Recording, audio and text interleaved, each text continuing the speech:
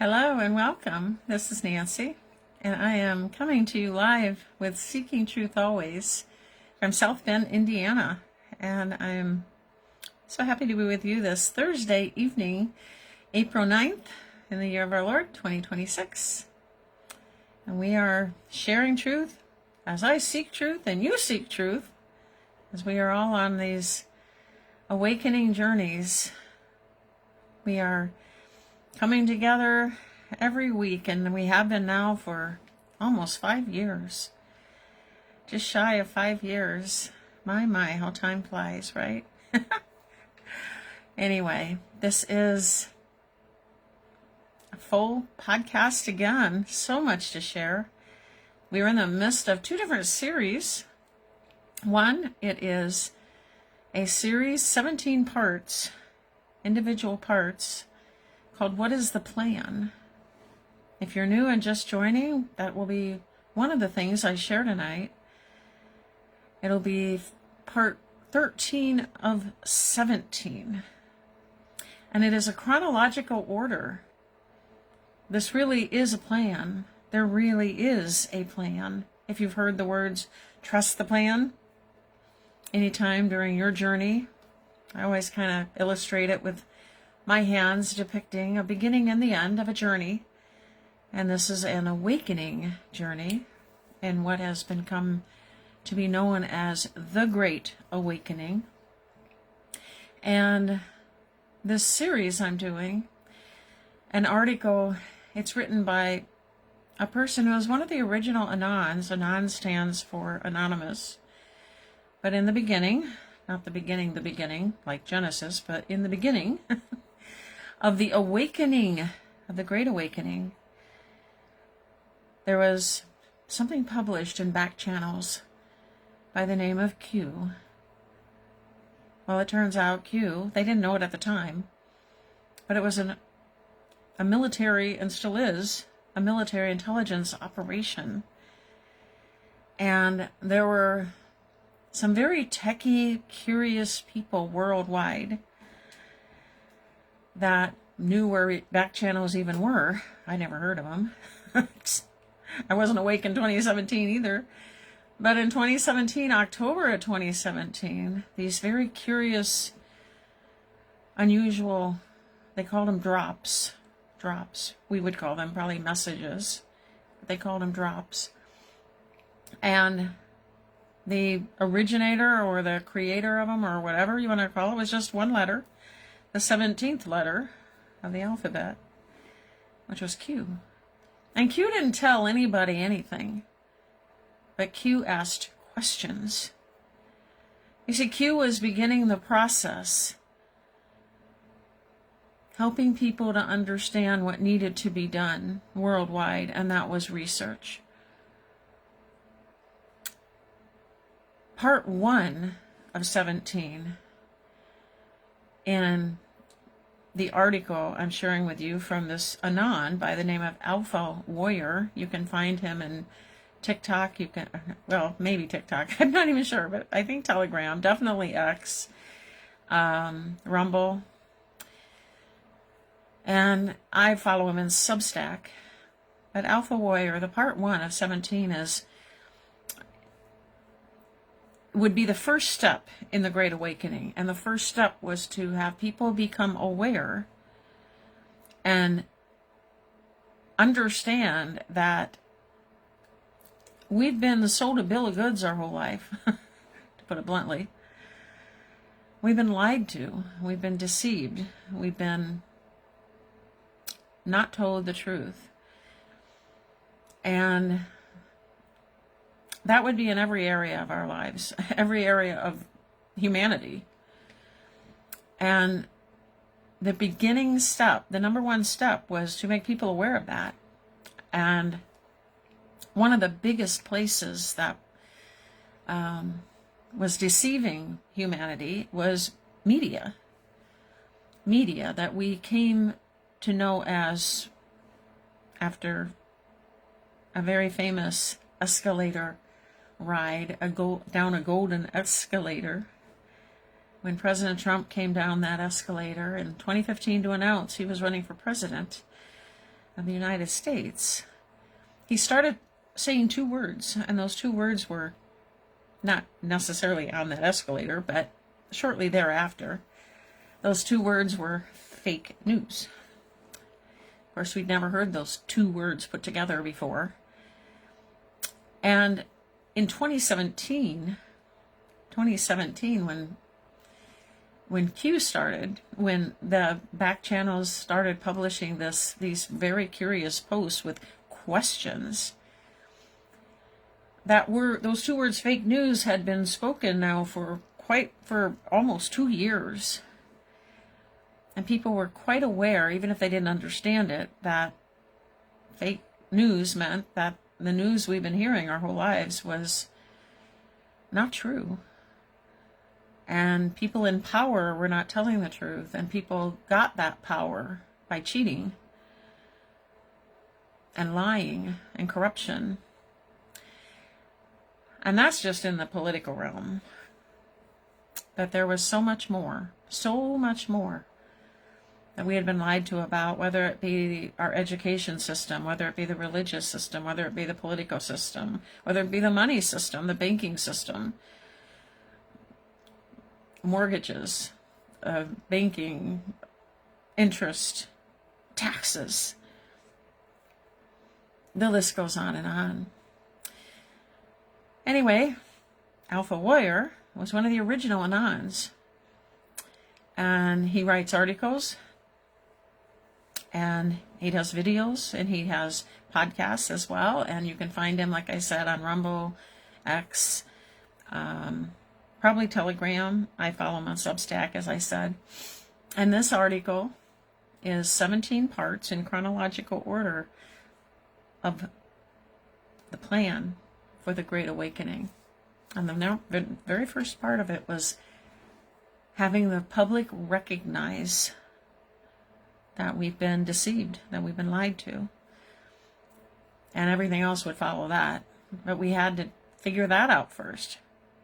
And President Trump was the absolute mouthpiece for that from the get-go in 2016. I mean, when he came down the escalator, I don't have the exact date. He might have started saying fake news in 2015. He probably did. But we all probably thought it was either rude or funny. But we certainly didn't think we had been lied to. At least I didn't. Not to that extent. Yeah, you know, politicians we've always heard tell their version of the truth. But not to the despicable low levels that we found out has been done. So Q was the beginning of that. And Q is a military intelligence operation. So we are going to be covering part 13 of 17 tonight. We are also going to be on part 5 of 10 of the Fall of the Cabal. I'm sharing the video series that Janet Ossebaard and Cynthia Cotter did. Early in my journey has been about 7 plus years, over 7 years now.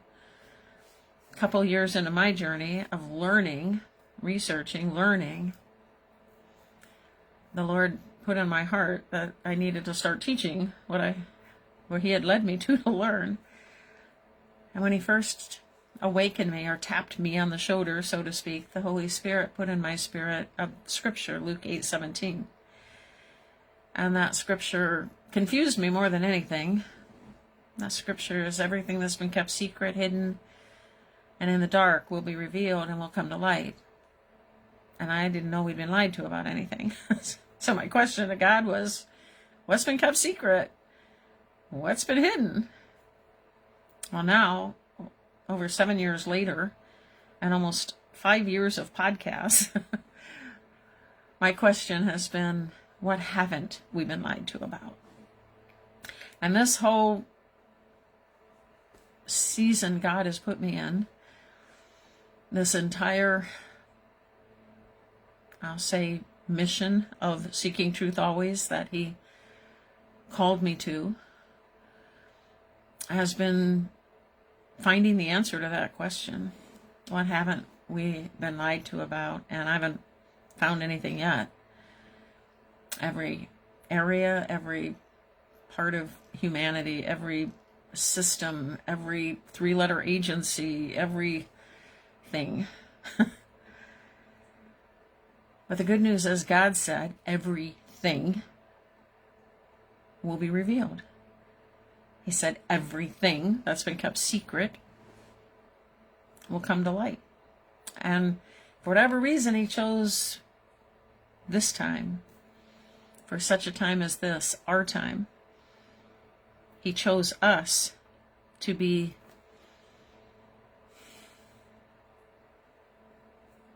the pilgrims. That word just came to my mind. The first to experience, to learn. Has it been easy? No. Oh, it hasn't been easy. Has it been not only a great awakening, but a rude awakening? Oh, yeah.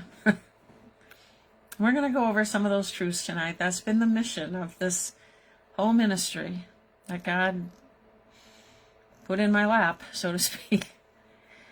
I wasn't expecting it. This is not how I expected I was about 63. I don't have the exact date. I'm 70 now.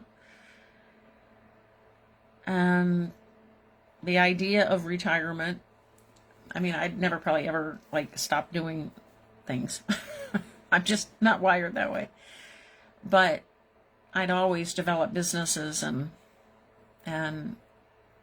whether they be local or, brick and mortar businesses or work from home businesses. I did that my whole life, pretty much my whole career. And I was working with, helping ministries worldwide at the time when God put that scripture on my heart. I was working with ministries and charities and churches worldwide to develop funding through crowdfunding sources, different ways through crowdfunding sources. And the Lord just told me to drop everything. Not that that wasn't something good to be doing. But it's like, this will take your full attention. That was in my spirit. And I was like, what? What is this? What? Well, now I'm over 7 years later. I get it. And God's always right. But it's like, it took my full attention. And it's all I've done. It is every day, every week, every month for the last 7+ years, I've been in just deeply involved. It's aside from, just the normal personal life details that you take care of. This is it. This has been my life. And it's a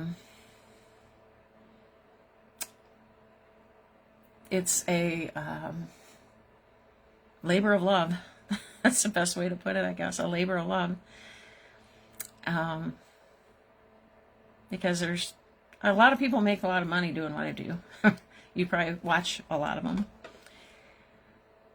I have had some very kind, generous people donate through the years that kept me going. Literally, that's it. God provided what was needed through some of you, and I thank you for that. I wouldn't still be here. My husband and I are retired. We lost our our main business during COVID. Lost it. Got sued over it. Got liens put on our home. Credit cards maxed out. We were literally destroyed financially. I took everything. And so this is not a money earner. This is a ministry that exists solely because God wanted it to. And He has provided through many of you help for that. I've had to upgrade technology in the 5 years. I'm not a techie. I don't know how to fix things, and they go wrong. When I get computer viruses or malware or any number of other things, I don't know how to do any of that. I am not a technology person. So everything costs money. Every subscription I have that I have to have to do this has been provided by you guys. My husband delivers food 7 days a week with Grubhub, and we have Social Security, and this is a truly non-profit ministry. I'm a one-woman show. I have nobody help me. Nobody looks up anything for me. Nobody, pulls up all the websites I'm going to talk about, in my podcast. It's me, myself, and I do it all.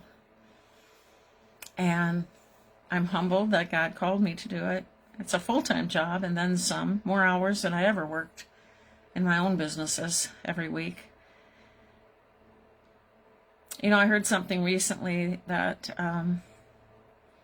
has to do with this journey we're all on here, this awakening journey, and the work that I do and many of you may do in researching and trying to learn and find your way through this great awakening. But do we get weary in the work? Do we get weary in the work? And I would say the answer to that is, yeah, we can get weary. It's time consuming. It's much to deal with mentally, emotionally, dealing with all of this. And then when I'm dealing with it, I got to figure out a way to show you guys. And I've been doing that for 5 years. Some very sensitive, difficult subjects. Many times. But do we get weary in the reason? Do we get weary in the calling? No.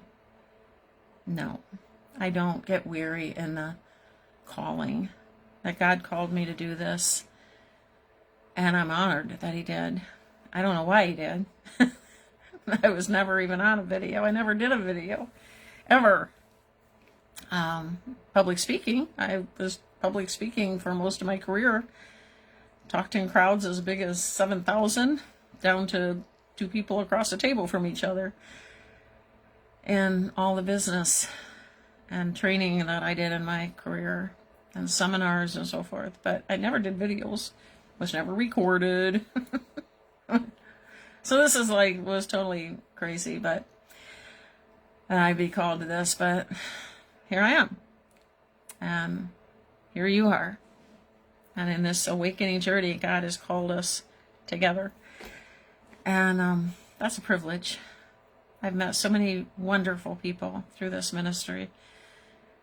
I can say that most of the people in my life, whether it be locally or long distance, the people that I talk to the most, the people I communicate with the most, are people that God has brought into my life over the last 7 years. Now, there are people still in my life from 45 years ago, as an example. And of course, there's family members. But the main people in my life are, some people have come and some people have gone since I've been doing this. It's been very uncomfortable for some to deal with the things that I am aware of. And you've got those people in your life too, I'm sure. And we've lost some people along the way, insofar as they made choices to, at the Y in the road, to go this way when we're, who are awake are going that way. But God has called us here, and we're in this together, and I'm grateful to be here. And I just want to say, for those that are new, welcome. If you haven't heard from me before, or you just saw me, or this is the first time or one of the first times, there's a video I did, it's a little over, it's under 30 minutes, and it is just called Introduction to Nancy, and it tells more of my story, how God brought me into this. And some people say, what qualifies her? God did. That's all I can say. I would never have qualified myself. I would feel myself ill-qualified, but God did. But my story is on a video, and that video link is in the description of this podcast, wherever you're watching it. There is if you're watching it on YouTube, there's a YouTube link for it. And if you're watching it in Rumble, there's a Rumble link. And if you're watching it anywhere else, it will usually be the Rumble link. But I'm on a lot of, the different social media platforms. I post different videos and so forth. It's all under Seeking Truth Always. Other than X, I could not get that username in X for whatever reason. So I have Truth with Nancy on X. But my channel is called Seeking Truth Always, but my username is Truth with Nancy. But at any rate, regarding donations, if God calls you in your heart to help Seeking Truth Always, to help this ministry continue on, there's also links in the description of this video for some different platforms that are safe and secure, and you can see those links in the description of this video. And finally, because I just recently started the YouTube channel, I never wanted to be over there because I censor worse than this one. Fake book, I call it. But there is a description, in the description, also a video link to my newer YouTube channel.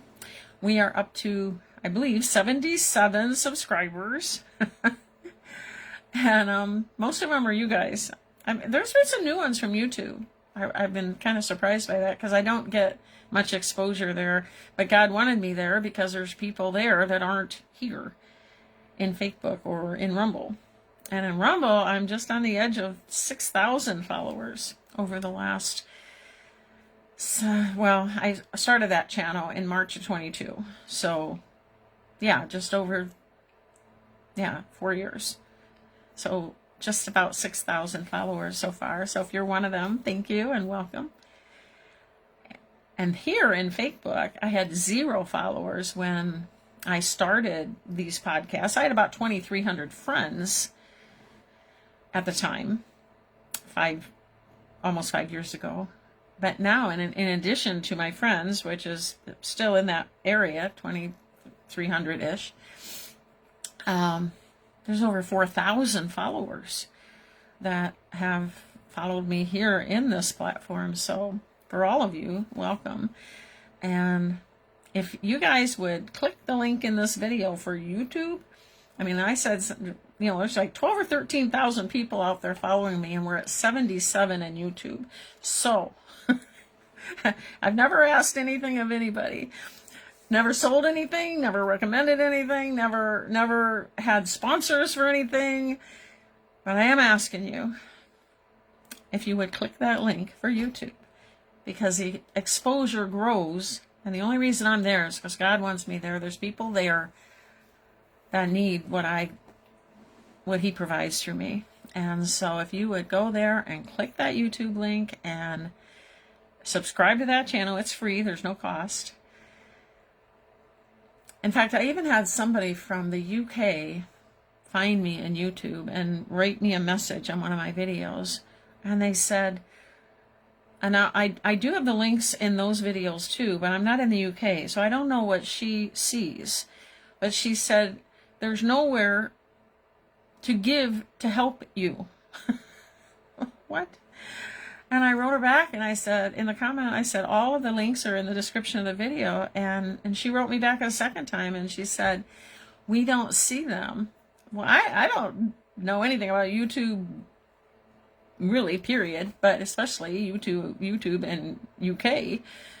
But she wants to give and can't. Go figure on that, right? That was pretty weird, but for some reason, YouTube is blocking that, or in UK. They don't do it here, but in the UK. Who knows? But if you're called to do that, if God has put it on your heart, thank you very much. And please do subscribe to the YouTube channel. That would help so much. It really does help a lot. And of course, if you're in Rumble and you haven't subscribed yet, please do. And any other platforms, I'm on X, of course, here on Facebook. I'm on Telegram, I'm on Truth Social, I'm under Seeking Truth Always on all of them. So if you would subscribe, that would be awesome.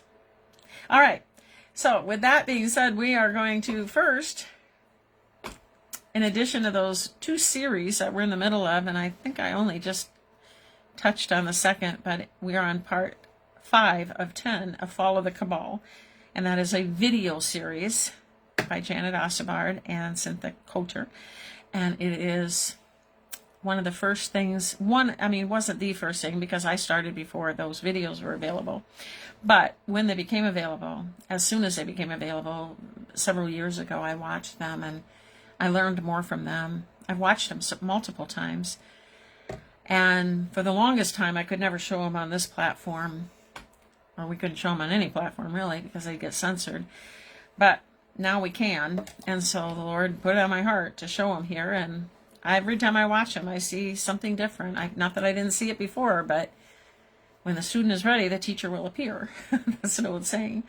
And it's just like a Bible verse. You may have seen it 100 times in your life, but the 101st time is like, wow, I never thought of it that way. Well, the student was ready, and the teacher appeared.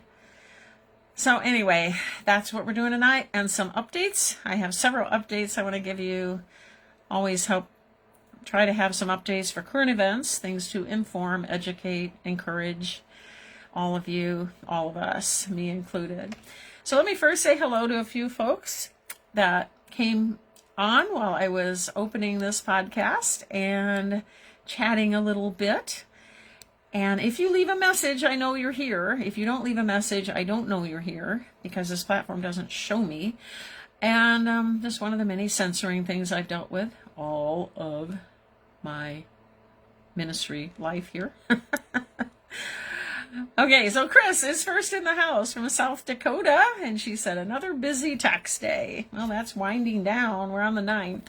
So hopefully you'll get some rest soon, Chris. Welcome from South Dakota. So glad you are here. My husband popped on as he's out delivering food, listening in between deliveries. So welcome, Daniel. Glad you're here.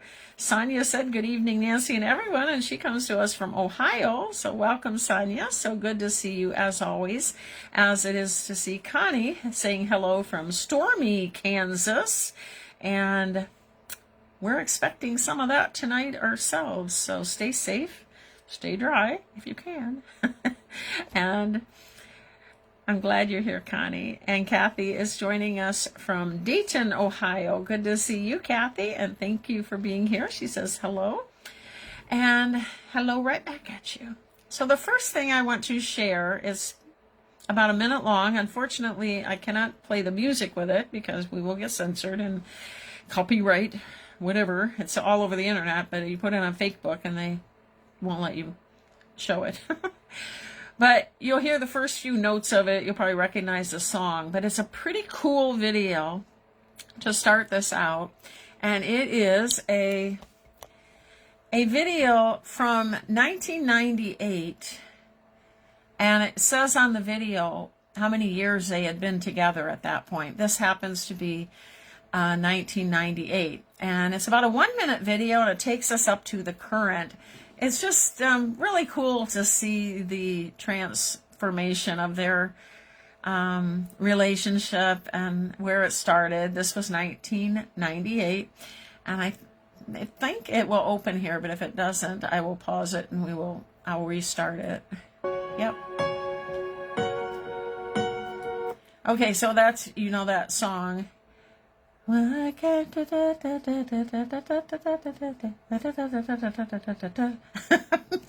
can't play it. I've got to mute it. And I'm going to mute it up here, but I'll let it give you a couple more notes. That's 2 years together, 1999. In fact, I'll just mute it now because I don't want to keep stopping. But what I'll do is I'll stop it so you can see it for a second. So that's 1999, 2 years together. I'm sorry, there can't be music. This is 3 years together. See the difference? 3rd year together. That's 2000, 3 years together. And the next one will be 5 years together. 2002. And then the next one is 2005, when they're 8 years together. 8 years together. And the next one is 2008, 11 years together. 11 years. The next one is 2010, 13 years together. 13 years together. And then it goes to 2015, 18 years together. 18 years together in 2015. And this is in 2018. There are 21 years together. 21 years together. 2020 would be 23 years together. 23 years together. 2022, 25 years together. 25 years together. And then it started over at 1998 there. I just thought that was kind of cool. And I wanted to open with that because we have a statement today from Melania. And I want to play that statement for you. Some of you may be aware of it, some maybe not. So I wanted to make sure you guys were aware of it. We are in a period of time that there are disclosures coming right and left and left and right. And with that being said, she made a statement today, and I put it on all of my social media. So if you're on my Facebook, you'll see it here in this platform. I also have it on my Telegram and my X and a couple others. So this statement has to do with EPSTEIN. Melania hasn't chimed in. Well, she's chimed in now. And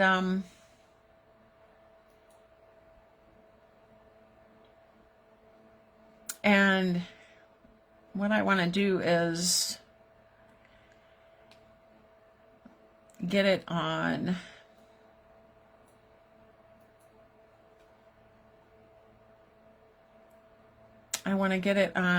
YouTube because they have subtitles and she has a strong accent, and I want to make sure that you can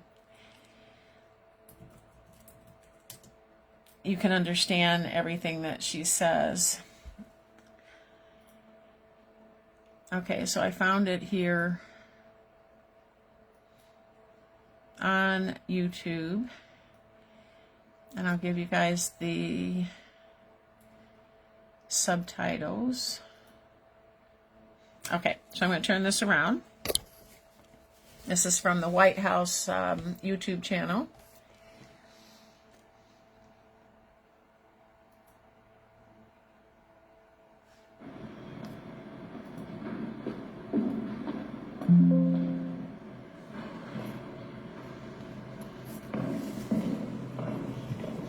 Good afternoon. The lies linking me with the disgraceful Jeffrey Epstein need to end today. The individuals lying about me. I have subtitles on, but I don't know why they're not playing. Let's see if they will. Are devoid of ethical standards. Maybe it's because the banner is in front of them. I don't know. Let me just try one more thing. Just find it in another channel here. I don't like ABC. Lady Melania Trump is speaking right now at the White House. Let's listen in. Good afternoon. There, we got subtitles. The lies linking me with the disgraceful Jeffrey Epstein need to end today. The individuals lying about me are devoid of ethical standards, humility, and respect. I do not object to their ignorance, but rather I reject their mean-spirited attempts to defame my reputation. I never been friends with Epstein. Donald and I were invited to the same parties as Epstein from time to time, since overlapping in social circles is common in New York City and Palm Beach. To be clear, I never had a relationship with Epstein or his accomplice, Maxwell. My email reply to Maxwell cannot be categorized as anything more than casual correspondence. My polite reply to her email doesn't amount to anything more than a trivial note. I am not Epstein's victim. Epstein did not introduce me to Donald Trump. I met my husband by chance at a New York City party in 1998. This initial encounter with my husband is documented in detail in my book, Melania. The first time I crossed paths with Epstein was in the year 2000 at an event Donald and I attended together. At the time, I had never met Epstein and had no knowledge of his criminal undertakings. Numerous fake images and statements about Epstein and me have been circulating on social media for years now. Be cautious about what you believe. These images and stories are completely false. I'm not a witness or a named witness in connection with any of Epstein's crimes. My name has never appeared in court documents, depositions, victim statements, or FBI interviews surrounding the Epstein matter.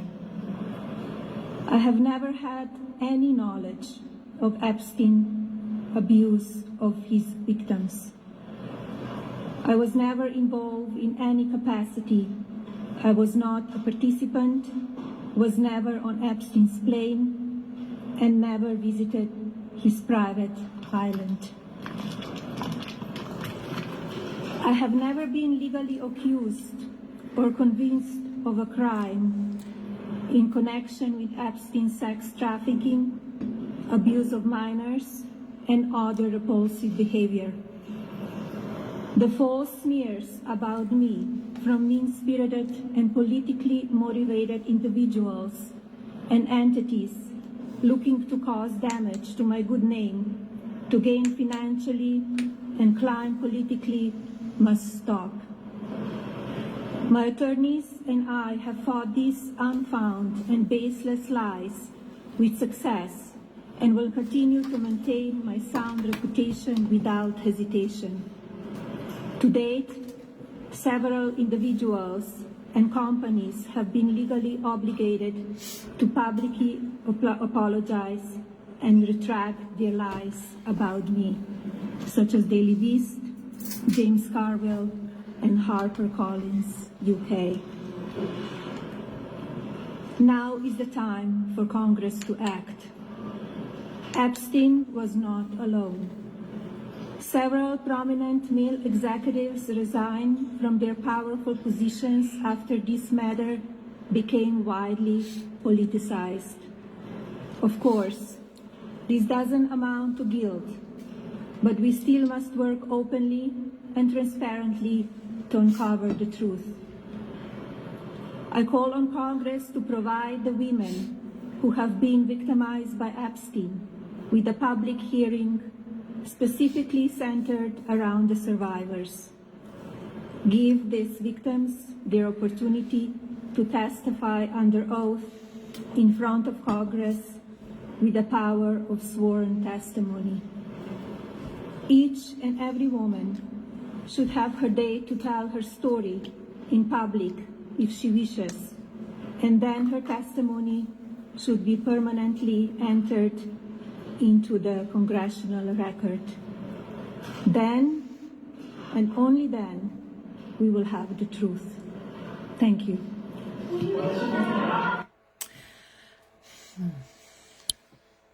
As always, Melania delivers and communicates with respectful, and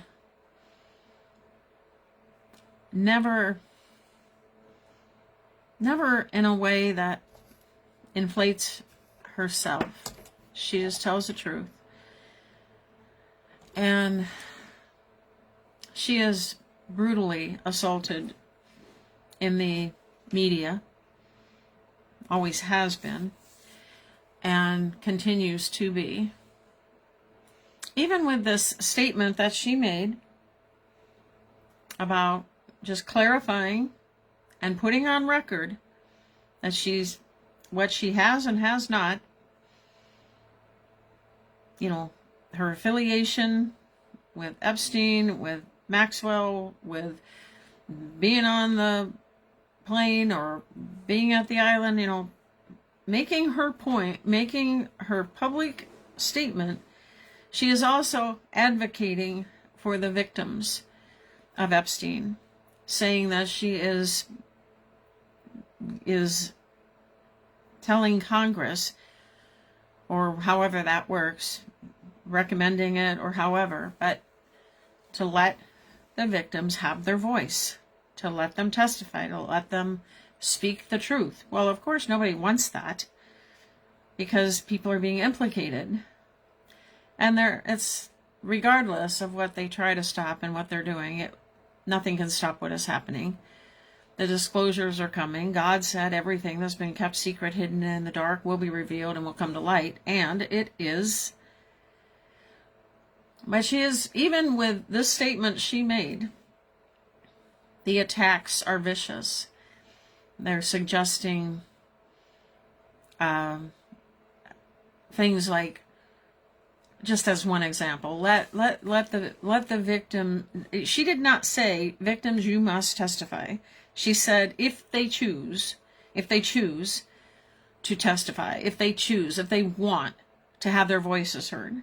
That's what she said. But the media is saying that she is forcing people. They've suffered enough, like all of a sudden the media is their friend, They've suffered enough and leave them alone and so forth. I mean, they've twisted this all around as well, which of course they will.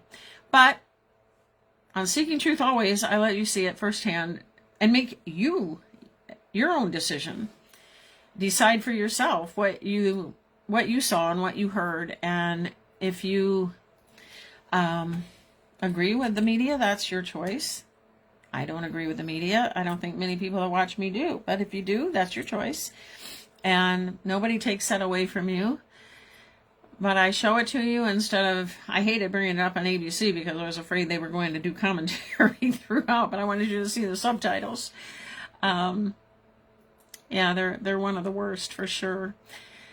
All right, so from that, we're going to go to a very extremely in your face and everybody's face statement made by President Trump today. He makes lots of statements, calls out whom or what needs to be called out, and oftentimes gives us comms that are behind the scenes, but comms nonetheless to help us to figure things out. This is an in-your-face statement. In the faces of Tucker Carlson, Megyn Kelly, Alex Jones, and Candace Williams. We've been talking for a while about infiltrators. We talked about it in the 17-part series I'm doing on What is the Plan, Alpha Warrior, talked about, and I think it was phase 9 or phase 10, I'm not sure which phase, but at any rate, the people, the false mega, the people, the false truthers, the people, the infiltrators, the ones that have come in, to bring lots of followers into their circle of influence, so to speak, in their realm of influence, and then drip, drip, drip, the doom and gloom, or drip, drip, drip, bad man orange, drip, drip, drip. And today, President Trump unleashed. And I say it's about time. when I posted this on my social media, I say it's about time. These people wanted more clicks to increase their wealth. They wanted more attention to increase their wealth. You'll talk bad about Trump and you'll get mainstream media behind you. You'll get, all of the fake news behind you. They'll be your buddies, they'll be your friends, and then your clicks will go up and you'll make more money. Well, they wanted more attention, and boy, they got it. So I'm going to show you the statement. And it's if you haven't read it, I'll read it to you. And see what President Trump has to say. He says, I know why Tucker Carlson, Megyn Kelly, Candace Owens, and Alex Jones have all been fighting me for years, especially by the fact that they think it's wonderful for Iran, the #1 state sponsor of terror, to have a nuclear weapon, because they have one thing in common. Now, Trump is Trump. Low IQs, they're stupid people, and they know it. Their families know it, and everyone knows it, too. Now, so many people say, why does he have to talk like that? President Trump has called people out. He has called people out from the beginning. He is an East Coast New Yorker, and he's blunt, and he says what he says. He doesn't lie to the people, and he doesn't mince words. That's what I voted for. Can he be rude? Would I say the same things he says? No, I wouldn't. But I'm not him. And I'm also not put here to judge him. He has a job to do, and he does it. Does he do it different than I might do it or you might do it? Yes. But he is who he is. And do we want someone who is who he is? Or do we want someone who's going to lie to us like every politician has all of our lives? They say what we want to hear, and then they do something else. President Trump stands behind the things he says. And I want you guys to understand, with this statement, with Melania's statement, with everything else we're seeing, I keep telling you this, and I've told you this for years, and you've seen it elsewhere, and you're going to keep seeing it. We're watching a movie. We're watching a movie. This is all part of this. I'm going to give an opinion on these 4 individuals. I've showed you before and after. I haven't done Candace Williams, and I think I did Megyn Kelly just a few years ago, but I haven't done her recently. I've done Tucker Carlson recently, and I've done Alex Jones recently, the before and after, where I showed you guys what they look like a few years ago, or a lot of years ago, and just a few years ago, and what they look like now. And call it a 2.0, call it a clone, call it a double, call it a stand-in, call it an actor, call it whatever you want. In my opinion, you can have your own opinion, but in my opinion, they're not the same people. So that tells me a couple of things. That tells me that the original is either someone who had massive plastic surgery and completely changed the structure of their noses and their ears and every other feature on their body and their face and their hairline and their eyebrow line and all of these different things. Or it's a different person or entity, whatever you want to call it.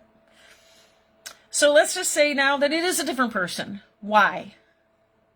Well, you can go back and just talking about these 4 people, but just Tuesday of this week, we talked about J.D. Vance again. I showed you, there was a picture and a video that I shared with you guys of what he used to look like in one of the costumes he had on for some whatever reason of a white rabbit. And the connotations of a white rabbit is not good. It's very bad. And we talked about the white rabbit on the last podcast. So is J.D. Vance doing good things today? Yes. Yes, he is. Is he the same as he was all those years ago when he literally hated Trump? He hated him. He's on record as being just as hateful as all the rest of the people that are hateful. So Tucker Carlson, same thing. He has a very checkered past, a very, very, very checkered past if you look into it. If you go and look into it. like I have. He has a very checkered past. He was not a good guy, and he has very strong family ties to not good things. I can say the same thing is true of the original Alex Jones. I have not done a deep dive on Candace Owens. I have not done a deep dive on Megyn Kelly, but I have seen pictures of her from... I've seen some things that have made me question. But let's just talk about Tucker and talk about Alex for my own perspective, because we're the two I have done deep dives on. I consider the replacements to be 2.0s, which would mean they are playing a role. They are playing a role, and the originals are long gone. Are long gone, in my opinion. They've already been dealt with for their crimes against humanity and or crimes against this country and or sedition, treason, sedition, and a host of other crimes, whatever. They've been dealt with. They're no longer visible to us. What we're seeing is like what we saw with the Biden, like it wasn't the same guy. And so President Trump puts a statement out. He does it in the Trump fashion that we're all used to. Some people like it. Some people don't care one way or the other, and others just can't stand it. It doesn't matter. It's part of the movie. It's part of the plan. And whatever Tucker Carlson is doing right now is part of the plan. Whatever Alex Jones is doing right now is part of the plan. Whatever Megyn Kelly and Candace Owens is doing right now is part of the plan. So don't get wrapped up in the emotion. Don't get wrapped up in the emotion of, oh, Donald Trump said that they have a low IQ and they're stupid people. Don't get caught up in that stuff. It's part of the plan. And when you can have that solid in your spirit, like I will say I do, I just look at it and go, oh my gosh. And I'm like, okay, here we go. I know it's part of the plan. Do I know the whole plan? No. I'm not in that circle. I'm not at those meetings. But I trust God. And I trust that He has the plan.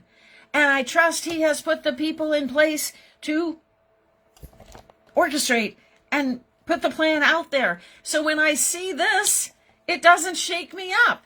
In fact, I'm happy to see it. You know why I'm happy to see it? Because something else in the plan has been unveiled. The same with Melania Trump today.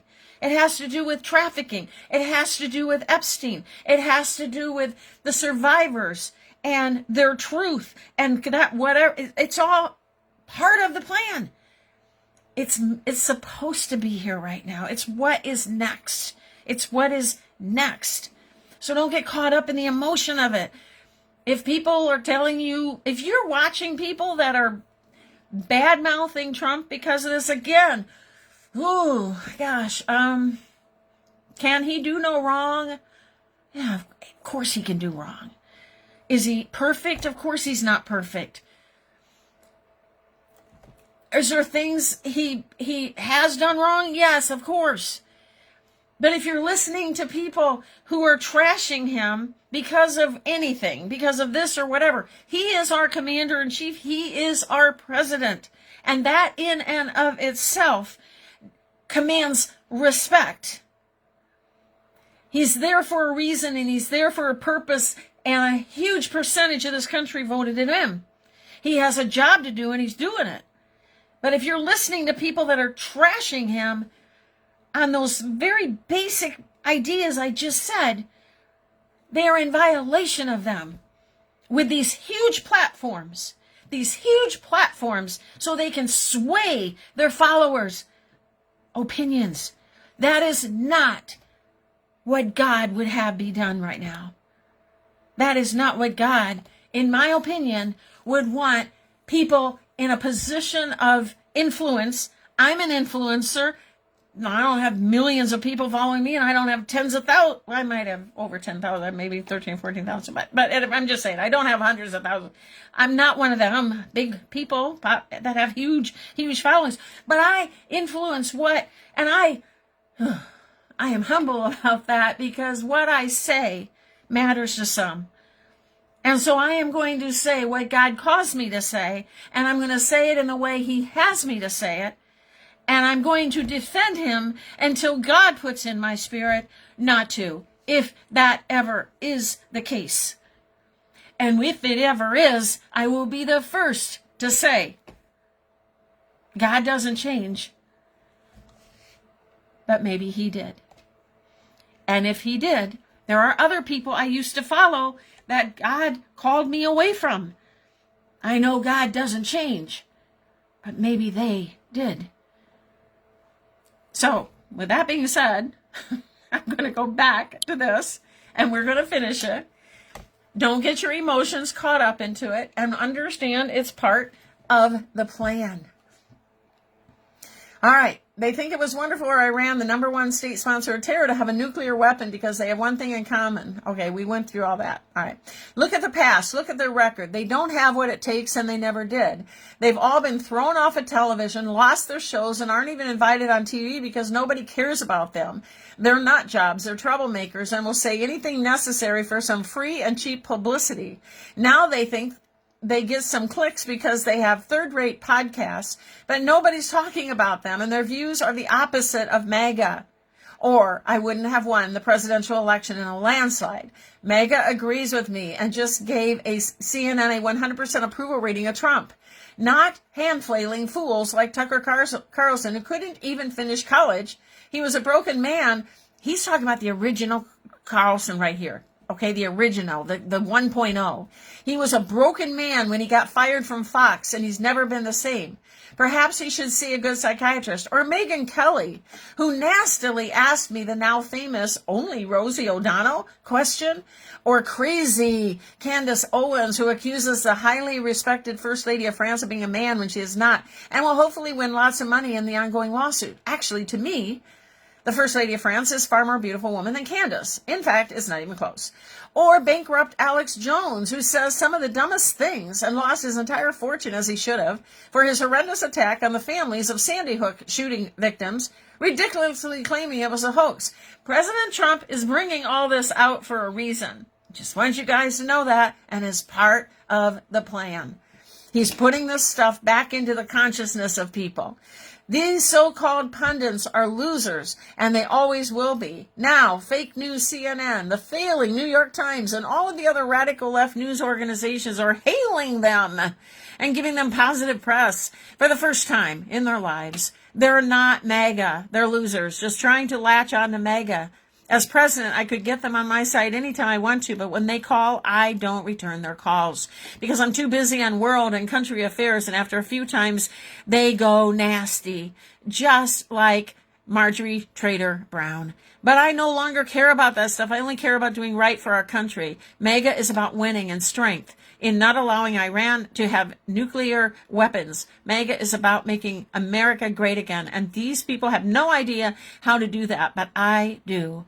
Because the United States is now the hottest country anywhere in the world. President Donald J. Trump. Again, just remember, it's part of the plan. This is where we're at right now. There's a division. I've talked to you guys about this before. There's a division happening. It's part of the plan. Don't worry about it. Don't freak out about it. At some point, I believe that the Democrat Party will be no more. I do believe that. I could be wrong. This is a Nancy opinion, but there's got to be another political party at some time. There's got to be, elections and people to choose who they want as their representatives and their leaders. But the Democrat Party I don't think there's any redemption or redeeming of what they've done. And as the truth continues to come out and come out and come out, everybody's going to be aware of that. So there's got to be something else that is going to another party, another direction, like Marjorie Taylor Greene said, after she split from Trump, again, part of the plan, just remember that, saying she was talking about America first, not make America great again, not MAGA, but America first, America first. And so, I'm thinking maybe it'll be a party that, goes under that heading, America first, where MAGA is make America great again, MAGA, follow Trump, America first, follow XYZ and ABC, whatever it is. But I think this may be the start of, for 2028, a different political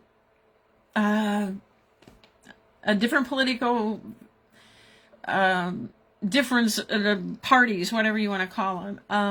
I don't know. I'm just guessing. But they're just things that I think about. And so going from Melania, I'm going to segue here, going from President Trump, Melania talked about trafficking. I want to share with you guys a video. It is on YouTube, and it is a very important video. And the reason I say that is there's been a trafficking victim who for years has been a whistleblower. And she has been, and I've talked about her on this podcast before. I've shown her videos before. Stu Peters originally broke the story maybe 4 years ago. I don't remember now exactly when. About Allie Carter. Interviewed her. Made a boatload of money off of her. Because he had her on the show. She exposed names. She exposed everything from where she was trafficked, how she was trafficked, from the CPS system. A target was put on her back. Now, I don't follow this famous person by the name of Cat Williams, but I mean, meaning I know of him, but he's a famous guy. But he has come out publicly and supported and backed up what Allie Carter has said and the truth she has told. And I want to share this video because, again, things are coming out now. Disclosures are coming. Very, very hard to fathom and hard to wrap your head around. If you follow me for a long time, you know I've been talking about this from the beginning. And probably one of the first you ever watched, if you've been with me a long time, that actually talked about these things that God called me to know and learn about.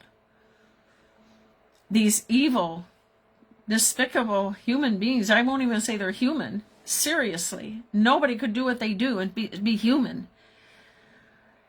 We're going to watch this video about Allie Carter, and then we're going to watch another video about comms that President Trump has given. He's talked about Hannibal Lecter. I saw that movie so many years ago, and it was so appalling. And anyway, it's another comm from President Trump, basically saying, prepare yourself. He's preparing America and the world for what the truth, for those that don't know yet, it's already been published, it's been released in the EPSTEIN files. They've talked, it's out there. But it's going to continue to get more and more out there. This video is done by a channel in YouTube called the Urban whatever. And it's their video where they're talking and sharing about Allie Carter, and what it does is she has been attacked in every way possible to silence her, and the truth has come out and been backed up by people that were in it as well. Through many this is Allie Carter. Places. I went from the Buckingham Palace to under the Getty Museum in Los Angeles, still under the custody of Child Protective Services, the child welfare system. And everybody is so worried about the elite, and we could get those names of Barack Obama, Joe Biden. I was trafficked to people within my schools. I was trafficked in underground tunnels that linked under your schools, through your cemeteries, under your amusement parks, through Universal Studios, and into Hollywood elite homes, all over the place. All in containers with his shipment of. There were in there that didn't speak English. There were kids that were sick and that were already dying. There were babies that were 6 years old, and I'll never forget them just crying, and everybody was just staring at them. Everybody was just staring at each other. Nobody knew whether or not to move. Talking about the victims that are still going through the right now with other people who are running the cover and deleting their social medias. Pink, Megan Fox, Tyra Banks, Steve Harvey. All of these big deviants is all catching That's hell in Cat 2024. Williams. It's up for all of them. It don't matter if you Diddy or whoever you is. TG, any of them, all lies will be exposed. That's all. And anyone who takes that the wrong way, know why they take it the wrong way. The truth is the light. Cat Williams just sent the entire industry into major panic mode again after he came out to corroborate everything Allie Carter said about her experience on Epstein Island. What really got people shook were the names Cat brought up, because these are people you would never expect to be freaking off at Epstein Island. Hell, even Denzel Washington got exposed too. That's how crazy this list is. Allie is the only person who came forward with the truth about what they were up to. But everybody and their mama labeled her all types of insane because the stuff she was describing was too disturbing for them to accept. Allie has a whole hard drive, documents, sworn statements full of proof against all these folks, and she's preparing to drop it all publicly real soon. Beyonce was on that island where they was kids. Damn! Okay, so for those who aren't familiar, Allie Carter is one of the industry's survivors, and she's been non-stop trying to call out the industry. She claims she was kidnapped and held in underground tunnels for years alongside others, while sick, ritualistic ceremonies were performed on them. She claims they were restrained with heavy chains, while Illuminati practices were carried out on them. Mind you, all this supposedly happened to her when she was below 18. 4-year-olds that people take pride in sticking bars of children. I don't think this is her adoptive mother. Be able to stomach the fact that people tie 2, 3, 4, 5-year-olds to horse stables and have horses and dogs with them, and then they get off on that. I don't think people are going to be able to stomach the fact that people hang upside down in satanic ritual meetings, and they literally hang them. Literally, by metal prongs, they hang them to get dripping out of them, and people go up under and like you're under a rainfall to take their blood. Now, when she first revealed all this, folks were questioning her for two reasons. First, where are the parents of these victims? And why would they hand over their children knowing this is what's happening to them? And second, these claims sounded too extreme for people to accept. The reality is, most people don't want to accept that these things are real. They'd rather keep living in a bubble where these celebrities they idolize aren't monsters and are actually the wonderful people they pretend to be. But sadly, that's not what's actually happening. And Allie has been attempting to wake everyone up to this for years. They tried to feed us, and I remember it because when Pig you night. have to do Say what? orders, jobs like that, you don't eat. You're not allowed to eat. You actually have to starve yourself, because when you have to do those type of jobs, you can't eat because you will throw up. Really? If you're doing, or if you are a guy doing it, you will shit everywhere. But here's where it gets crazy. Allie got tangled up on this because she is allegedly the secret daughter of Tupac, and since no one wanted her to claim his estate and publishing, she was carried off into it. And once Allie started calling out all this mess, her life was threatened. It turns out she was even lined up to testify in the Diddy trial, but she disappeared right before she was scheduled to make her court appearance. From what's been reported, the feds placed her into witness protection after she dropped a video saying her life was in danger. You get pressured, attacked, stalked, and hunted down for your own information. You get abused and re-victimized again by people who wanted to argue a back and forth this week like that mattered. Okay, you had Stu Peters and Timothy Charles Homestead going back and forth, and nobody has even bothered. Not that I give a damn, and not that I understand that you guys are gonna be that selfish, but nobody has bothered to apologize for all the hell that has happened. But you guys were arguing back and forth, and in that meantime, we lost our home. You don't believe me? Here you go. What once was a full house, we were still paying rent on our house. What we were doing this whole time was moving everything because our house is gone.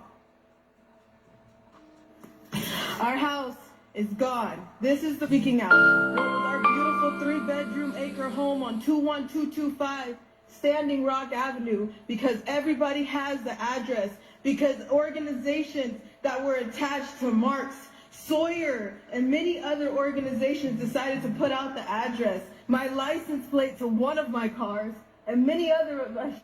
So here you go. You can have it, right? Because this is what happens when you speak out. This is what happens when you tell all the truth. This is what happens when you decided to stand up for the children. And when you understand that survivors don't just get to do a seminar, and when you understand that survivors don't just get to just be and then show up somewhere and talk and monetize everything that they're saying. When you realize that that's bullshit, then you will understand. Look at the tactics and pay attention.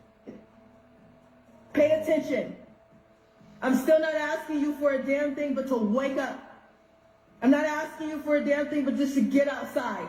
I don't give a damn about money, numbers on my platforms. You can have all of it. You took everything. The only thing that I give a shit about right now is the fact that there is a baby in the way. There's babies in the way. There are people that I love that I can't get out of the way. What am I supposed to do when the people in the authority that you're supposed to go to, you can't go to them? Now the thing is, Allie wasn't shocked that the feds brushed her off. It's common knowledge that these powerful figures control these officials. Her real frustration was that every day, people were also dismissing her as unstable, when all she was attempting to do was expose the horrific activities happening behind closed doors. Mind you, she wasn't profiting from any of this. She was simply sharing clips explaining what she had survived over the years. In fact, she escalated things by submitting a sworn statement in which she directly named some of the celebrities she witnessed being involved. And yeah, it featured all your favorites like Birdman, Diddy, Denzel Washington, Young Jock, Beyonce, and Jay-Z. The affidavit read, "They are literally set on a table and had to wait for people to come choose them for acts. Once they were done having X, they were placed back on the party favor table, and someone else could then come and pick them out from the table and repeat the process. I had to sleep with so many people. Fetishes were happening everywhere, and they kind of separated them into areas. For instance, one of having X in red fluid was in one area, while one with animals was in another area. I had to sit on the party favor table and wait to be chosen, the way someone would choose a gift bag off the table at a birthday party, and some of what she revealed is too graphic for me to discuss here. So y'all can research it yourselves and compare it with what's been released in the recent Epstein files. Now, if only the FBI hadn't dismissed Allie and actually listened to her from the beginning. Most of these secret underground locations she mentioned would have been revealed way before the Epstein documents surfaced. Now, while everyone was second-guessing Allie, and straight up even accusing her of lying, guess who was on her side? Cat Williams. People have been piecing together the things he's said, and the things that Allie has also said about the industry, and they believe everyone adds up. Like, remember the time that Cat Williams got dragged for saying he won't allow himself to get emasculated by the industry by agreeing to wear a dress? Well, what if I tell you that the Epstein files actually exposed the industry for deliberately emasculating men? That's what they all end up saying at the end of the day. Kevin told you he wasn't gonna wear no dress until... No. Oh, no. So they offered him the dress, and then he put it on. And what did he say after he wore it? I made my own decision. Duh. But you didn't make it before they brought it up, did you? It's okay. So in the Epstein files that leaked, Epstein was talking with biologist Robert Trivers about creating more feminine men and more masculine women. There were email transcripts of a scientist called Robert Trivers responding to Epstein's email, where Epstein asked about transgender biology, to which Trivers responded, confirming that it was possible to manipulate and control things on a molecular level to make women have male parts and vice versa. The email read, and I quote, "By the way, we are now pushing the intervention earlier, so you notice your son has trans tendencies, so now you intervene with hormones. I would be frightened to do that, but who knows?" And remember what Kat mentioned in Joe Rogan's podcast about certain ceremonies tied to all this? And even suggested that these powerful figures worship a totally different type of deity? Well, the Epstein messages seem to validate that. I have a good mirror. Somebody asked Epstein, what do you think of the devil? And he said, look, I'm just gonna play it. It's a serious question. I'm sorry. Do you think you're the devil himself? I don't know. Why would you say that? Because you have all the attributes. You're incredibly smart. He is numbered 1 or 2 archangel. And the reason he goes to hell and leads the rebellion is because he can't be the top guy. And his thing is, I'd rather reign in hell than serve in heaven. I saw that in a movie. He went even harder, claiming the individuals who truly control the entertainment business are way more vicious than anyone understands. According to him, it required being attacked countless times before he completely grasped what he was facing. And he made it obvious. There's a price. Some of us are against the Illuminati, and we are against the Illuminati at our own detriment. When people are against the Illuminati, then they get punched in the face all the time. The press hates them, and nobody likes them. Yeah. But now, it's not necessary for us to store up that hornet's nest unless we intend to get stung 1,000,000 times. I didn't understand that. They had to sting me 1,000,000 times. I'm still not going to join, but I respect it a little more. And when you challenge power in that system, he suggests, you pay for it. That's exactly what they did to Allie and Katie. But they stood 10 toes down on everything they said. And now they are getting vindicated. Jay-Z even got mentioned in the documents. There were even pictures of him with Harvey at Diddy's notorious adults-only celebration for his 29th birthday. And Jay-Z genuinely appeared comfortable being there. Now, even though Denzel also appeared in that statement, it looks like him and Jay-Z might not be as tight as they used to be, because this clip of him clearly avoiding Jay-Z at a game blew up right after the Epstein list came out. And folks are guessing that whatever tension exists between them probably connects to the supposed activities they participated in together. Allegedly, Denzel witnessed all this happening, panicked and bounced, and has since gotten much more spiritual. But he's too scared to speak out because of threats to his livelihood and safety. And while we're discussing rituals, let's talk about this clip from 2024, where MIA claimed that Jay-Z and Beyonce pressured her to undergo plastic surgery and take part in satanic ceremonies that involved her dousing herself in red liquid, coating her body in black substance, and putting on devil horns. I met Jay-Z and I signed to Rock Nation. The first thing he told me to do is get plastic surgery. I'm not insecure because I would have got plastic surgery. People make it, they all can turn around and thank Beyonce because that's it. And enough is enough. I'm coming for everyone now. And even Adele, when she gets an award, she thanks Beyonce. Oh, I didn't want to drip myself and cover myself and swim in goop, in black goop, and fucking like wear devil horns to sell a record. Fuck that. All be a witch. All be that. All of that. Fuck all of that. And the internet has a lot to say. One person said, I believe Allie. I always have. She gave great details, names, and she has documentation. She reported the tunnels, children in cages, party favors, and satanic worship. She described the MK Ultra conditioning from the time she came forward. She has been threatened and hunted down for years. She deserves to be heard. Another person said, I have been asking for years where the foster care children were, and who was watching those foster parents. I have long said that CPS was more of a detriment to kids, but now I want to know your thoughts. What do you think about Cat Williams joining Allie Carter to expose more about the Epstein files? And do you really think the things that Allie claims were done to her are really what they did to everybody else? Let me know your thoughts in the... Well, I'll answer that. I do believe Ally Carter. And I do believe all of the horrendous things that we're learning that Ally Carter's been around doing this, running, her and her adoptive mother running for protection, for safety. Everyone was after them. Nobody wanted the truth out there that had power. They were all after him. But they are being vindicated. People like Cat Williams coming forward. Others are going to be coming forward. It's just a matter of time. And we're at that time. We are at that time. I want to show you this video that is done by, I've shared his content before. He goes by the name Harry the Soul Coach. I think he's from Britain with the accent that he has. He's talking about comms that President Trump has given about Hannibal Lecter. If you saw that movie, it was called, I believe, Silence of the Lambs. And it haunted me.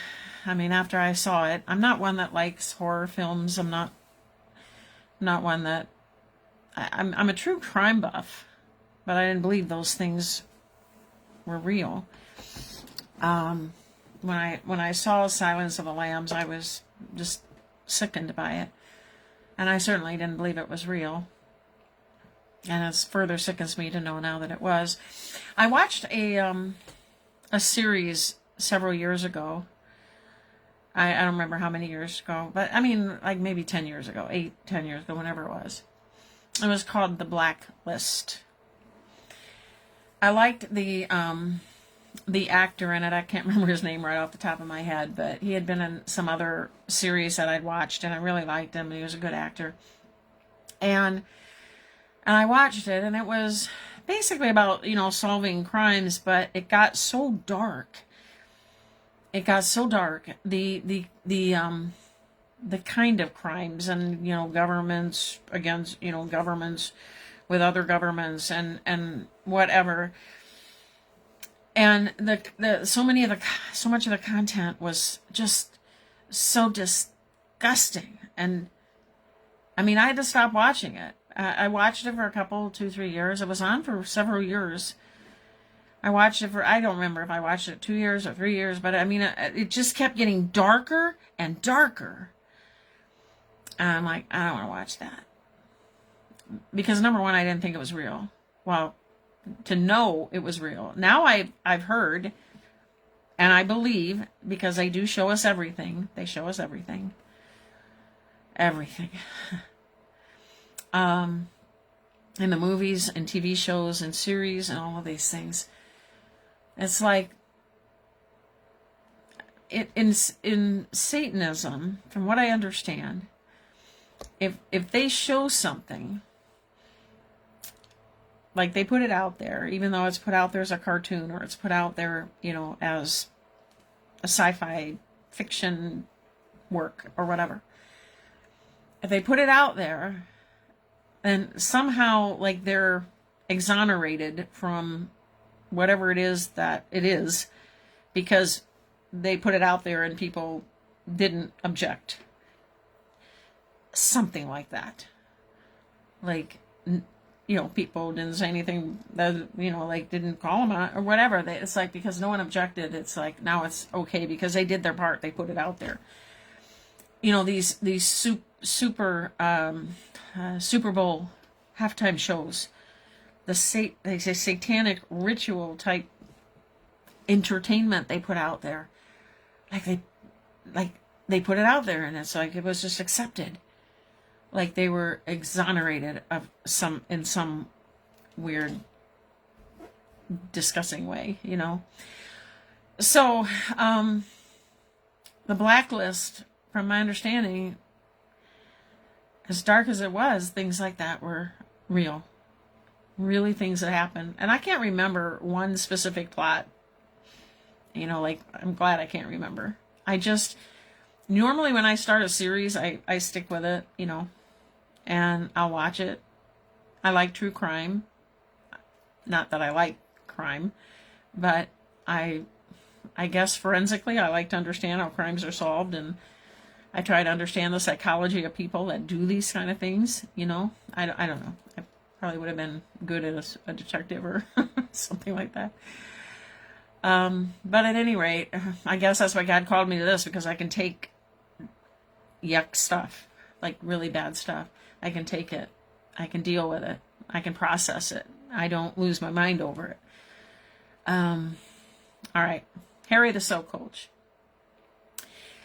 He is doing a comm on President Trump specifically, because President Trump made references to Hannibal Lecter. And if anyone saw that movie, they know that this was a bad dude and he was a cannibal, and it was just disgusting and despicable. And if you've watched me for any length of time, this term here, spirit cooking, it's real. And I've showed you images of Maria Abramovich and others, Lady Gaga participating as one example, many famous people participating. And so Harry the Soul Coach put out this video today talking about these comms, because President Trump is literally, in my opinion, and his too, Harry the Soul Coach, is preparing all of us for what's coming. It's just going to keep getting more. It's going to get darker and darker before it's eradicated. You guys know I believe it's all God is eradicating evil for such a time as this, but we have to know. We have to know that it was real in order to understand that it's gone, and how depraved it all got, and still is. In some cases, it's all being taken down. So this is Harry the Soul Coach that you'll see talking.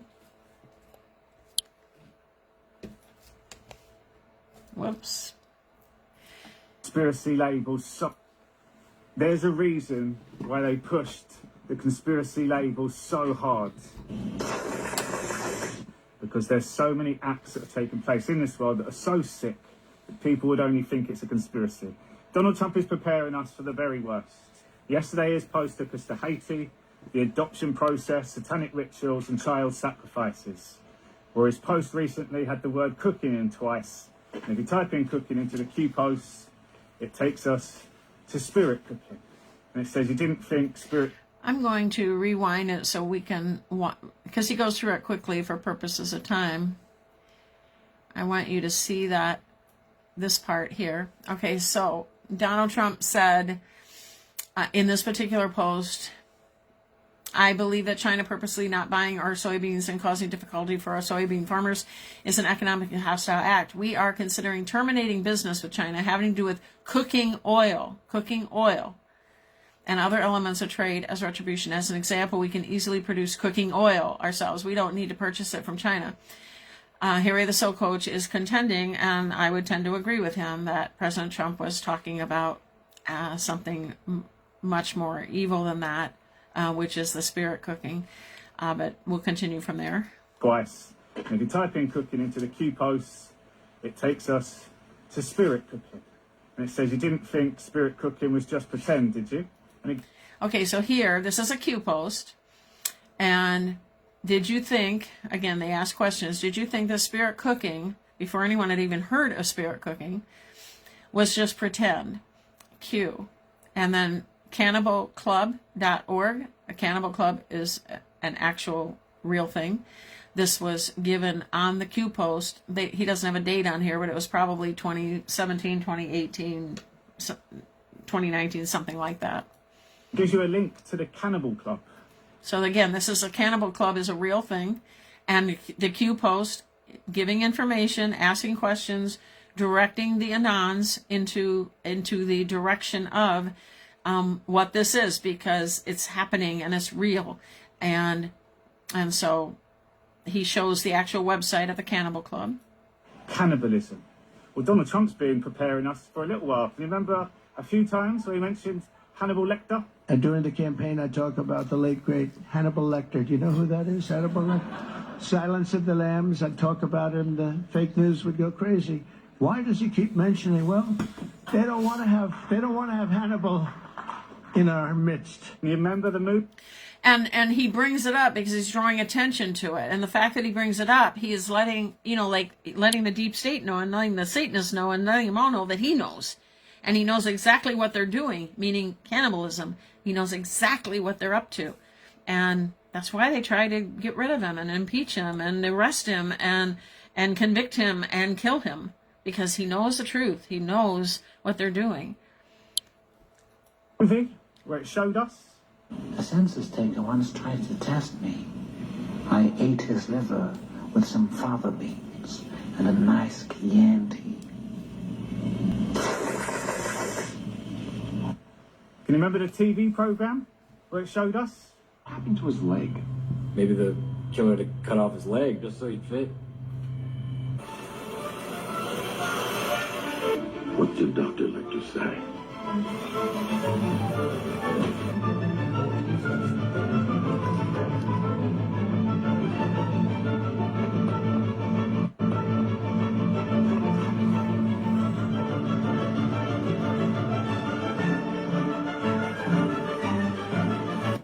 What am I about to put in my mouth?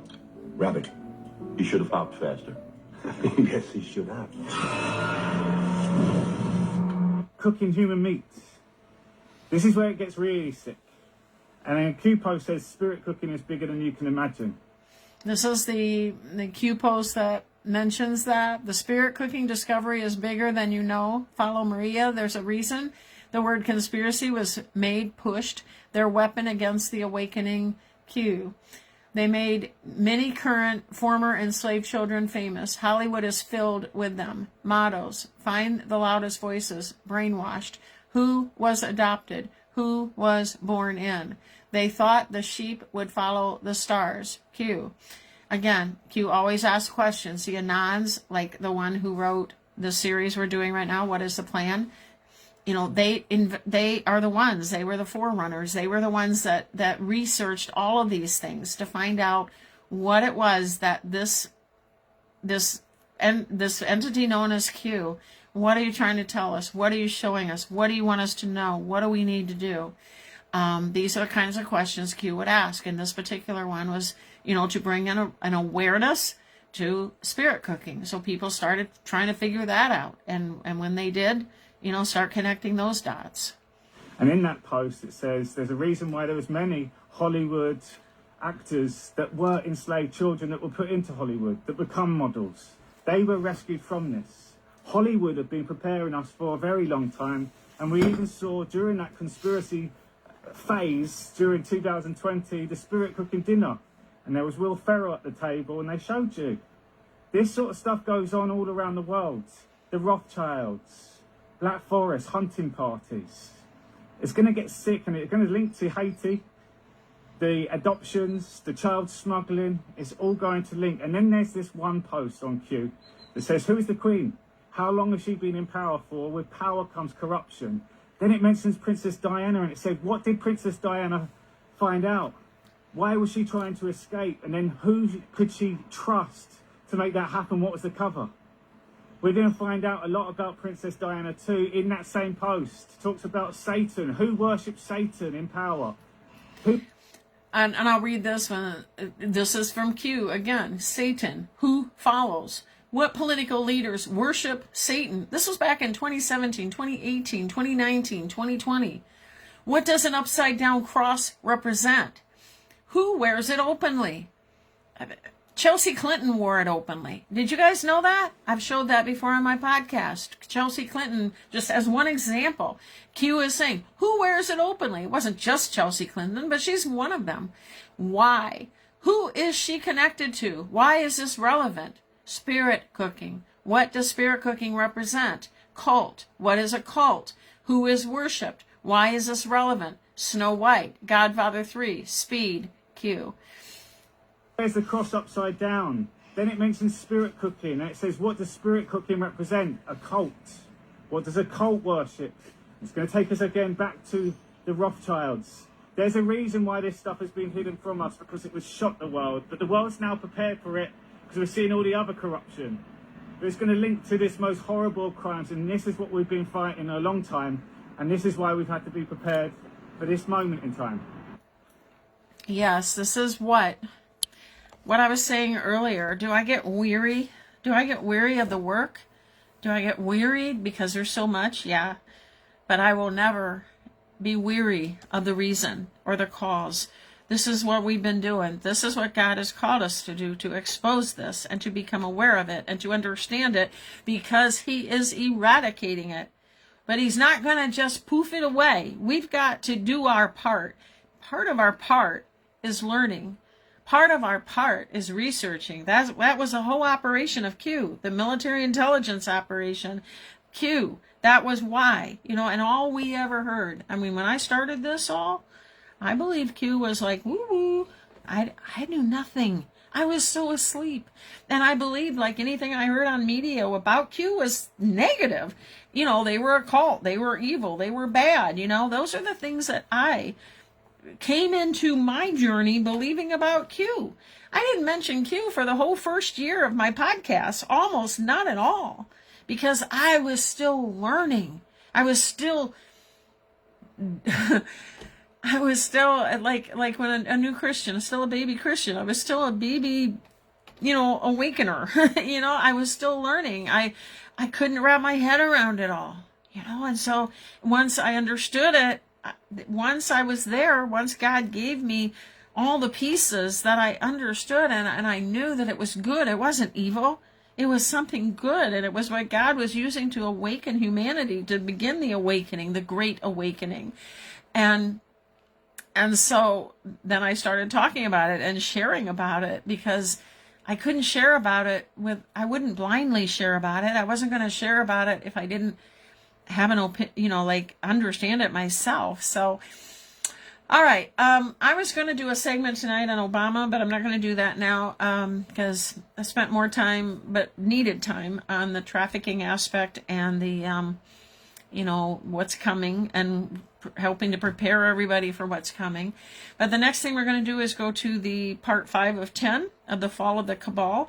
I am going to go later tonight, as I've done in the past several podcasts, off and on, in order to bring the next part of what is the plan. Sometimes we run out of time because there is so much to cover, and I don't want to not cover different things, so I just go longer, and that's okay. That's why I'm here. Not to go longer, but to cover everything I'm supposed to cover, that the Lord wants me to cover. All right, so we're going to go to the fall of the cabal, and this would be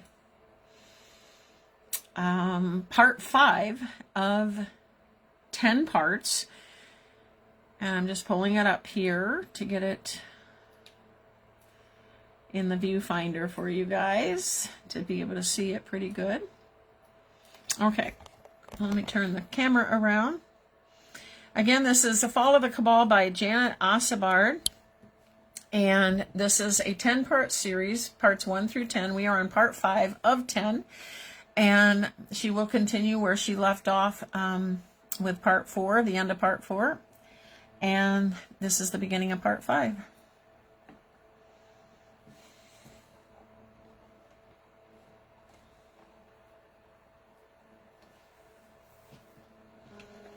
In part 1, we briefly looked at the sexualization of children and the normalization of pedophilia in our society.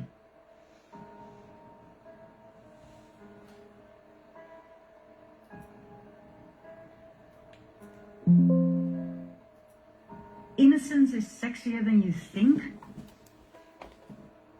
And what about this clothing store called Sweet and Sexy Kids? What the hell is sexy about kids? At an academic presentation at Cambridge University in June 2018, it was actually stated that the majority of men are probably pedophiles and that pedophilic interest is normal and healthy. the New York Times declared pedophilia not a crime but a disorder. And during 2 TEDx talks, pedophilia was presented not as a disorder but as a sexual orientation. Posters were spread. And Cosmopolitan magazine published an article by the hand of a young woman who became her father's lover.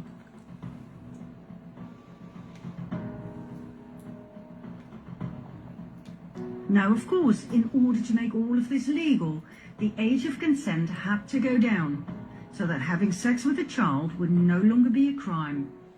No problem. Judges and politicians at the highest level did their utmost best to take care of that.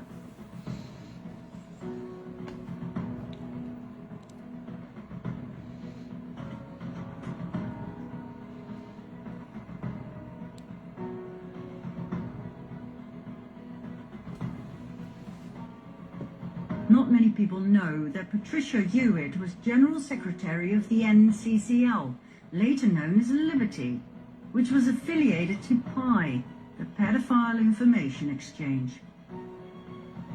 Then there's former British Prime Minister Theresa May, who thinks pedophiles should be allowed to adopt children too.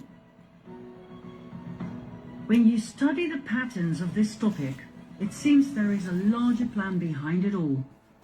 Why is it so important to legalize pedophilia? Why is having sex with children so important?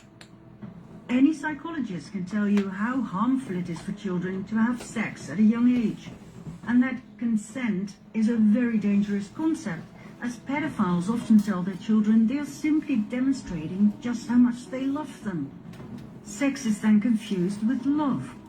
The child cannot comprehend the subsequent feelings of pain, shame, anger and fear. The secrecy put upon them is hard to deal with. All of this results in great trauma. Why then would a society push pedophilia down our throats?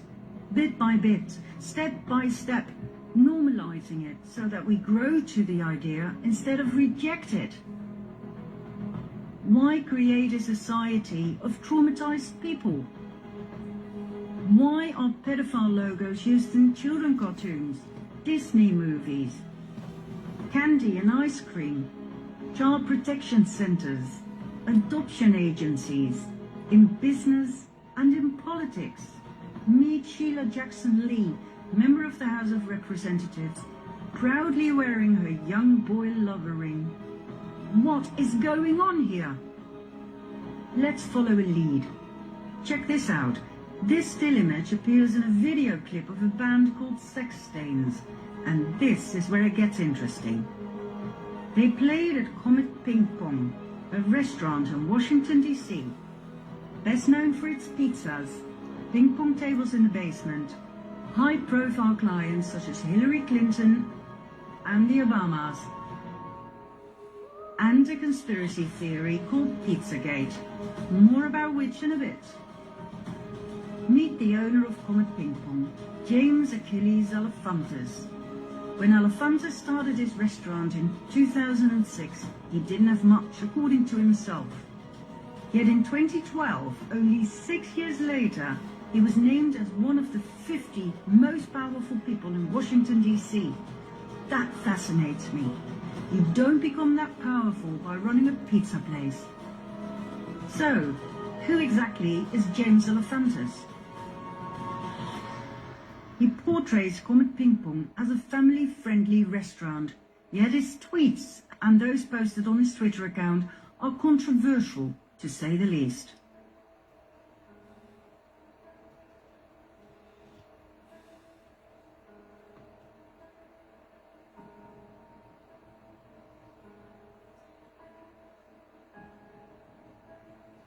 It's clear that Alefantis loves art.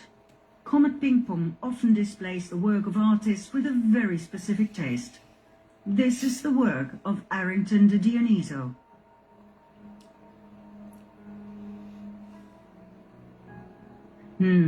Not a big Trump fan, huh? Why is this on the walls of a child-friendly pizza place? Alefantis loves a good party. Now here's a picture he wishes he never posted. Meet his party friend, Miss Summercamp. What else? He had a love affair with David Brock, political consultant and founder of Media Matters for America, a progressive research and information center dedicated to comprehensively monitor, analyze, and correct conservative misinformation in the US media. In other words, an organization for censorship. Brock's Media Matters received $1 million from none other than George Soros back in 2010.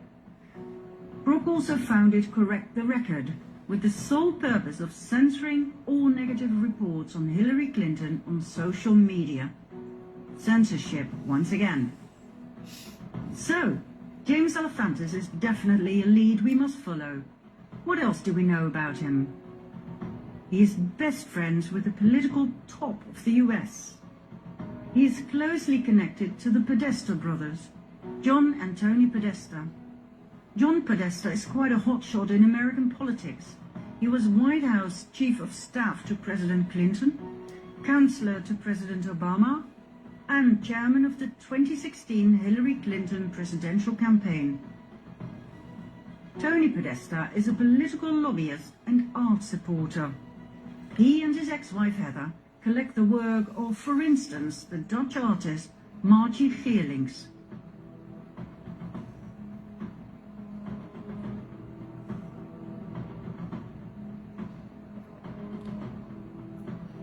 Fascinating, to say the least. They are also great admirers and buyers of the work of Patricia Piccinini.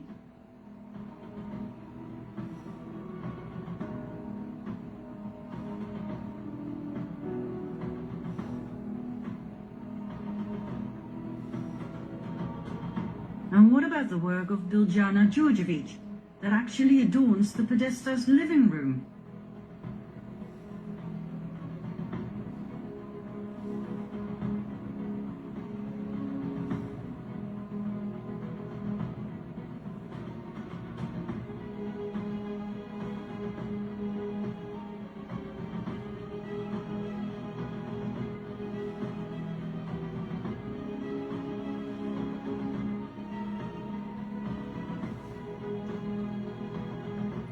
This is Louise Bourgeois.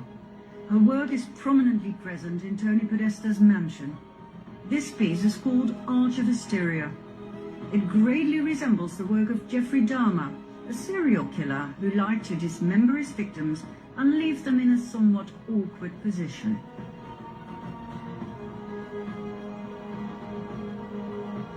And then there's the most interesting work of Kim Noble, a survivor of severe trauma in early childhood, which left her with 13 alter personas. Her artwork shows the horrific things she experienced as a young child, like torture and rape.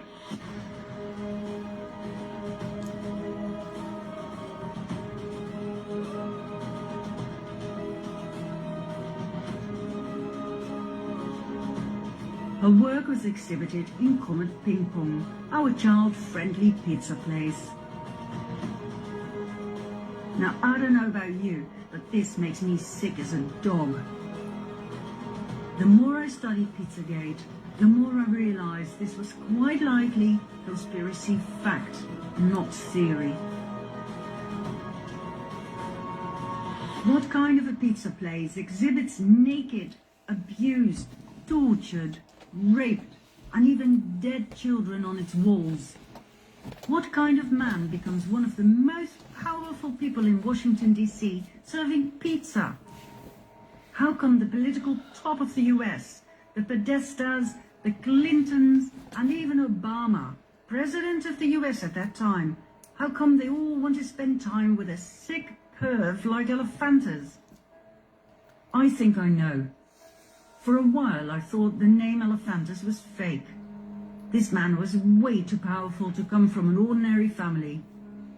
Could Alefantis be a French bastardization of J'aime les enfants, I love children? But then, some anons pointed out he could well be a Rothschild.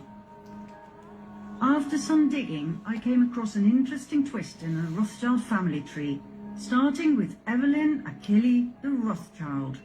His middle name kinda gives it away, doesn't it? He was born in Buffalo, New York in 1886 and died in World War I in 1917. 2 years before he died, his illegitimate son, Louis George, was born. But as he wasn't married, his son inherited the name of his mother, Elephantis. The boy grew up and married Helen Rapaz and had 2 sons, one of which is Achilles Louis Elephantis, the father of our very own James Achilles Elephantis. His mother's name is Susan Reed Shoemaker. So, his middle name, Achilles, takes him all the way back to his great-grandfather and even further back to his great-great-grandmother, the Italian Marie Perugia. Her father's name was Achille Perugia. In short, James Achilles Elephantis is a real, genuine, full-on Rothschild. That explains his power and his friends. It explains his close proximity to the Clintons, just like his uncle and aunt, Evelyn and Lynn de Rothschild. So, are we to believe that our political leaders simply enjoy pizza and sick art? Is that it? What is it with pizza anyway? Why is it so sexualized?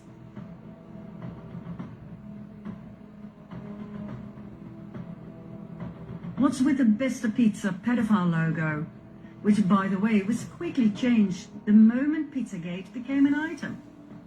Is it all just a coincidence that the Podesta emails, revealed to the public by WikiLeaks in 2016, contain countless pizza-related words such as cheese, hot dogs, pasta, walnut sauce?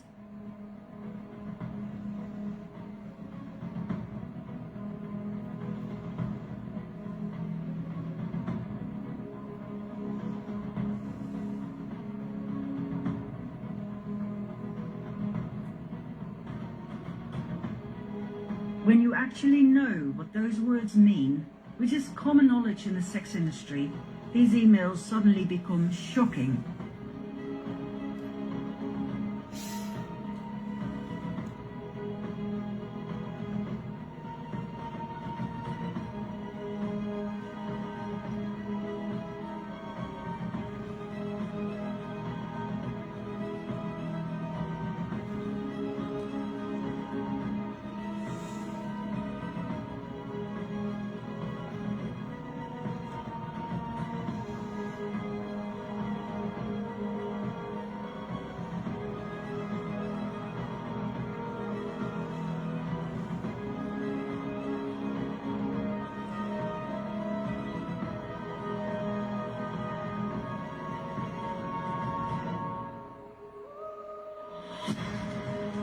Is this why Hillary deleted 33,000 emails for which she is currently scrutinized? Does that explain what Obama meant when he ordered $65,000 worth of hot dogs and pizza flown in from Chicago to the White House in the middle of the night for a private party? Is that why Hillary emailed Obama warning him he needed to be more careful next time? The hot dogs can come, but if you make a spectacle out of it, that will be our downfall. And I think it would be wiser to restrict this activity to our predetermined locations. Really? For a few hot dogs?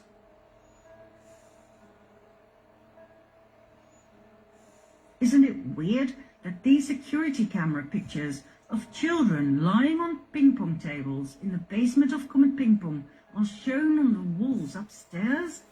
Who the hell was watching them? And why does their website have a super secured backdoor to a secret division where you can order pizza pictures for absurd prices? This screenshot was made public by a hacker. It's in low resolution, so I will read out loud what it says at the bottom. This month we have 5 fresh pizzas for your enjoyment. We also have 4 surviving pizzas from last month's session. All are on sale at an extremely low price, as they are in poor health and not expected to survive. So a requirement is that you finish eating your pizza after your session. This month's special includes a 30% discount on severe torture. Each image below is available for $1,000 in fine print. Why are they talking about kill rooms, murder, and rinsing it off when you're done? What the hell is going on here? To tell you the truth, at this point in my research, I experienced what we call cognitive dissonance.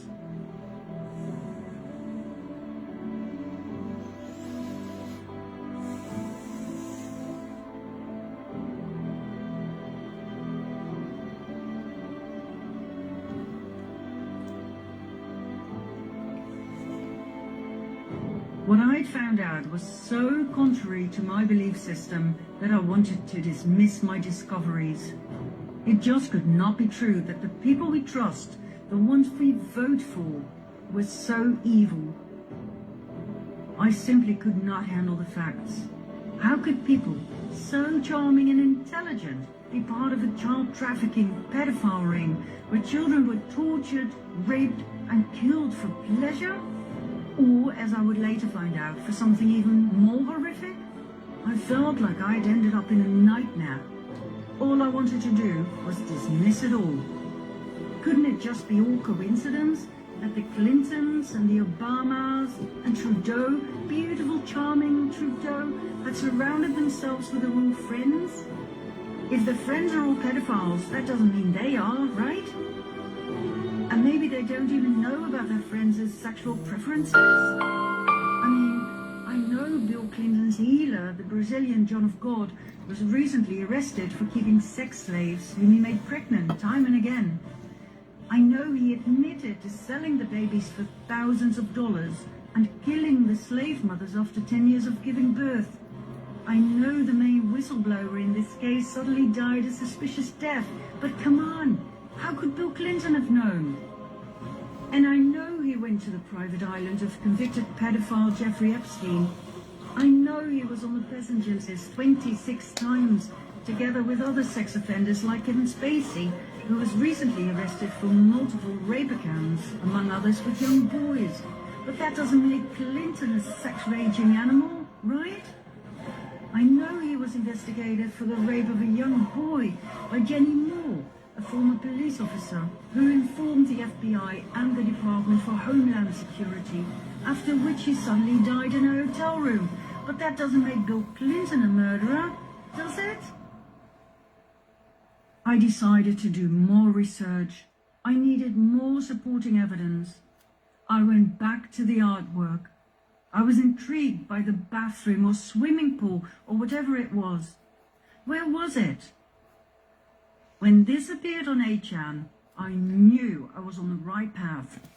Not just me, but thousands of Anons searched for it and found it. It actually existed. Do you want to know where it is? Come with me to part 6.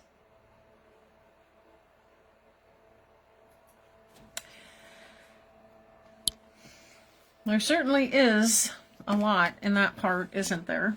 And for those of you that are familiar with Pizzagate, and you've heard me talk about it for years now, and the connection that Janet Ossebaard made to the owner, James Alefantis, to the Rothschilds, it's all connected. They're all connected. There are no surprises anymore. I am not surprised by anything. Of course, I know this from seeing this before. When I saw it the first time, yeah, I was very surprised. No, I knew nothing about Pizzagate. It was all new to me. It was shocking. Cognitive dissonance? Oh yeah. I didn't want to believe it. I didn't even want to even think about it. I couldn't even wrap my head around it the first time I saw it. George Carlin said in his stand-up comedy routines years ago, he talked about it all. It's amazing how he lived for decades, but in comedy they don't take people out pretty much if it's all done in comedy, and he made it. through it all, but he used to talk about this kind of corruption and all of this, all of it. We all thought it was just funny, funny, funny. Ha ha ha. I went to see him 4-5 times, you know, live through the decades, and when I was younger. And when he would be talking about all of this kind of stuff, he'd say, they're all part of a club and we ain't in it. He coined that phrase, and he made it very famous. Thank God we're not in it, but God wants us to know about it. And Janet and her partner, Cynthia, again, for those of you that don't know, Janet supposedly died by her own hand of suicide back in 2022. I don't believe that she killed herself. I don't think anyone does. I just pray that she is in witness protection, and one day we'll see her again for all the work that she's done and everything that she's done to expose this evil and expose all of this going on worldwide. But with that being said, part 6, as she said, in part 6, they're going to go into that artwork. I mean, can you even imagine having artwork like that on your walls? It's just beyond anything we can rationalize. Any person with a soul can rationalize. The emails from Obama, I remember when he did this hot dog party, I knew nothing about any of this at the time. You know, it sounded so weird, like he's having a hot dog parties and pizza parties, you know, and now to know that hot dogs and pizzas, they're talking about children. He was going to have, you know, all of these pizzas and hot dogs brought in for this overnight party. And then Hillary Clinton writes an email and says, you know, like, I know you're the president, but I really don't think, you know, this was probably a good idea to publicize this, you know? Yeah, because you know what? It's all coming back to bite them all. And I did have a segment on Obama, but I'll do that next time. I'll save that for next time. It's just the disclosures coming out about Obama. I mean, it's just a matter of, I think, a very short period of time before we see these. I mean, I believe that all these people have been already dealt with. I mean, that's my opinion. But that being said, for public knowledge and public disclosure and public learning, it's like it's happening now. But again, we're watching a movie. We're watching a movie. So I wanted to say, I haven't gotten back to comments here, but I wanted to welcome Sybil. She came and joined us, bringing Canada into the house. So she said, dropping in from the never-ending winter in Thunder Bay, Ontario. It's been a weird winter for everybody. Certainly worse, probably up there for sure. But yeah, we're in spring, and we don't know what's going to come next. It's been really a very strange winter, and end of winter and beginning of spring. But anyway, welcome, Sybil. So glad you joined us. Nikki joined us and said, hi, Nancy. I'm tuning in from South Carolina. I'm sitting on the edge of my seat listening tonight. What you're talking about is so important right now. Thank you so much, Nikki, for your feedback and your comment, and welcome. And Lori joined us listening from Holland, Michigan area. And welcome, Lori. Glad you were able to join us tonight. And Barb is with us from Granger here in my area in northern Indiana. And she says, evening, Nancy and fellow truth seekers. Glad you could join us, Barb. Thank you for your comment. Pam joined us from Shreveport, Louisiana. So glad that you were able to join us, Pam, and that you're with us tonight, bringing Louisiana into the house. Carolyn helped me out here with mentioning the Blacklist, and it was James Spader who was the actor. I couldn't remember his name, so thank you, Carolyn, and welcome. She's from South Bend here in Indiana. And she said, I watched the whole series twice. Wow. And I probably should watch it now, again, knowing that there's things that probably would be important to understand even further. But I have too much to watch as it is. But thank you for chiming in on that, Carolyn. And yeah, it's pretty dark, but it unfortunately is truth. That is, we're being coming to understand. And Nikki also said, yes, that swimming pool at the end of the Fall of the Cabal video, it's in the Biltmore. Yeah, I'm aware of that, Nikki. And probably some others are that follow us here, but many it's new to, and they'll learn all about that in part 6. So thank you for sharing that. And the Biltmore is, I've actually been not in, but by the Biltmore when I was in the area. many years ago, and never thought for a minute that Asheville, North Carolina had such evil among it. But it's about 45 minutes away from Nikki, she said. And she said people tour the Biltmore every day and have no idea. Last time I went to the Biltmore, I looked more closely at the paintings on the walls. This time I found subliminal hints of Satanism, portraits of children with little horns on their heads, or portraits of people using Masonic hand signals. It's all in plain sight, but most people miss it. Wow. Thank you for sharing that, Nikki, and your up close and personal witness of it. I appreciate you sharing that. Thank you. All right, so we're going into overtime tonight, but I do want to do this for those that want to stay up and stay with me, especially in Eastern time zone. But I want to get to part 13 of 17. Is that where we're at? Phase 13 of 17. In the what is the plan? What is the plan? And this again is by an Anon that goes by the name of Alpha Warrior. He has the Alpha Warrior show on Rumble. I follow him on Substack and X. I think he's on Telegram as well. An original Anon, which means anonymous, and he wrote this 17-part, or 17 phases, he calls it, of what is the plan. And he takes it in chronological order of what this plan is. And to give you an idea of that, I'm going to show you what we've covered so far, just insofar as the titles go. And again, in chronological order, Phase 1 was delegitimizing the mainstream media, in other words, fake news, and breaking the propaganda monopoly. Phase 2 was creating an alternative information pathway, and that is when Operation Q was introduced. That was Phase 2 of the plan. Phase 3 was training the population on 5G or fifth generation warfare. That's the creating literacy and citizen investigators. Phase 4 was exposing the continuity plan, managed democracy, and the 16-year plan. 8 years of Obama and 8 years of Hillary was their plan to completely destroy our nation and our way of life, and to remove all freedom that we've ever had.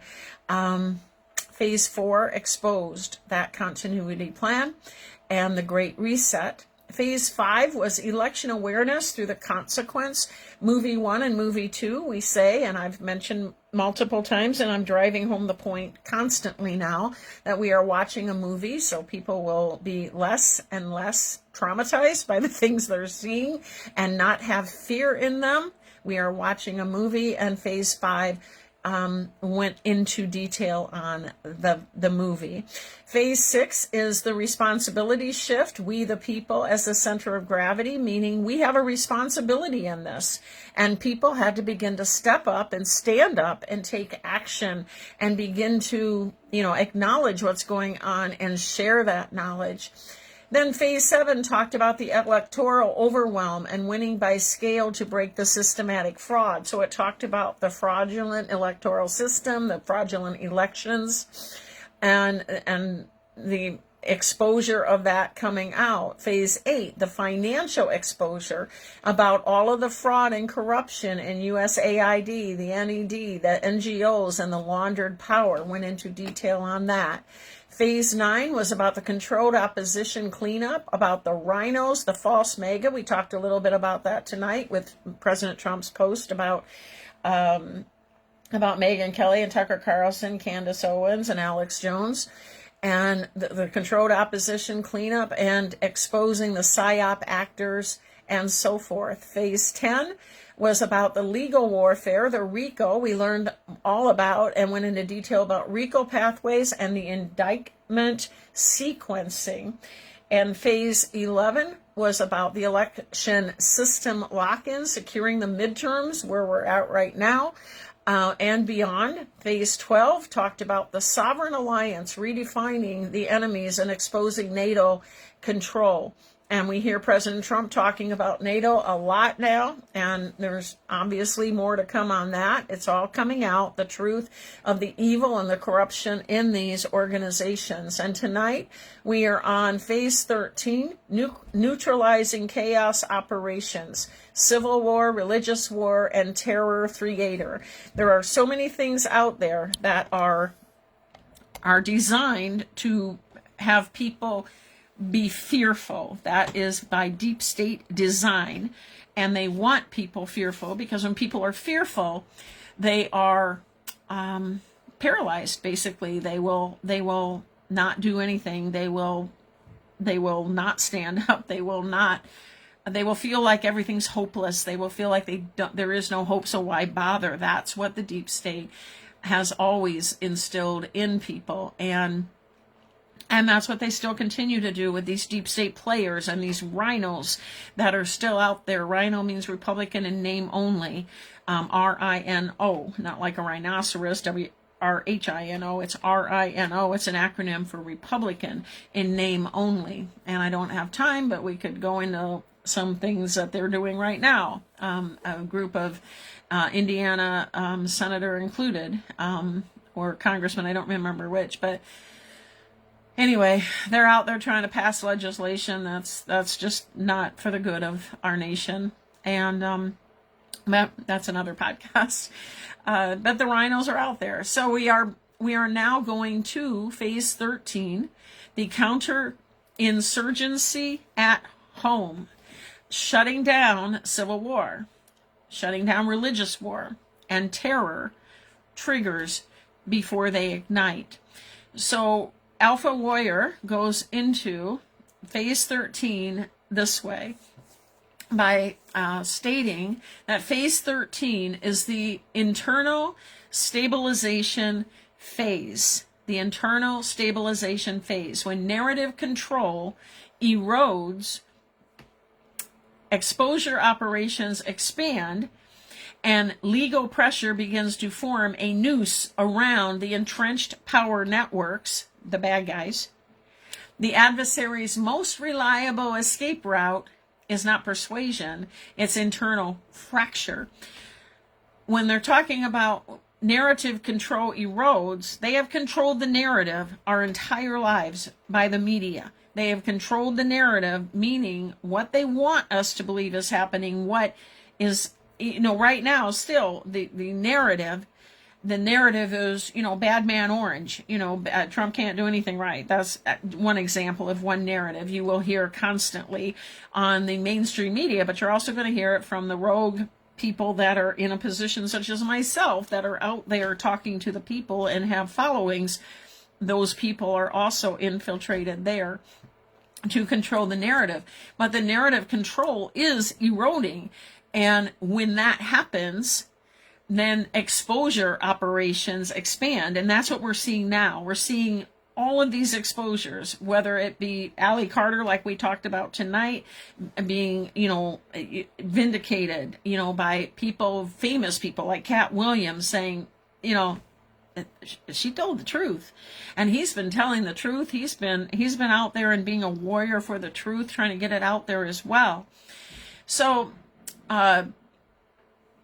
this goes on with phase 13 saying, in fifth generation warfare, the goal is to make a nation turn inward until it cannot govern itself. The method is consistent across theaters and decades: manufacture fear, provoke retaliation, amplify disorder and chaos, then offer security as a price of surrender. This is the logic behind the strategy of tension, using violence and chaos. They want to scare people, and people want the terror to stop. They want the violence to stop. So they use a strategy of tension, he calls it, using violence and chaos to reshape public behavior and political outcomes. Phase 13 exists to deny that outcome. It is the phase where the operation must prevent the adversary, the evil side, from forcing a domestic crisis, like civil war, an event big enough to stop the campaign, for example, an event big enough to disrupt accountability, or to justify emergency governance. He includes this short 2-minute clip that I want to play for you in regard to this subject. And this is, some of you may know who some of these are. That's General Flynn at the bottom here. And this is Alpha Warrior right here. He's the one that wrote this article. I think that's the first time I've been able to show you a clip of what he even looks like, but he's the one that wrote this entire article. And his name is Josh, and he's from Red Pill TV. So let's listen to this 2-minute clip in regard to what this part of the article is about. Tulsi Gabbard will have her hands full. Whatever ends up over at the CIA, will have their hands full. Most people don't know the Department of Defense, and I've been in touch with Pete Hegseth off and on. The Department of Defense actually has 70% of the intelligence community. Okay.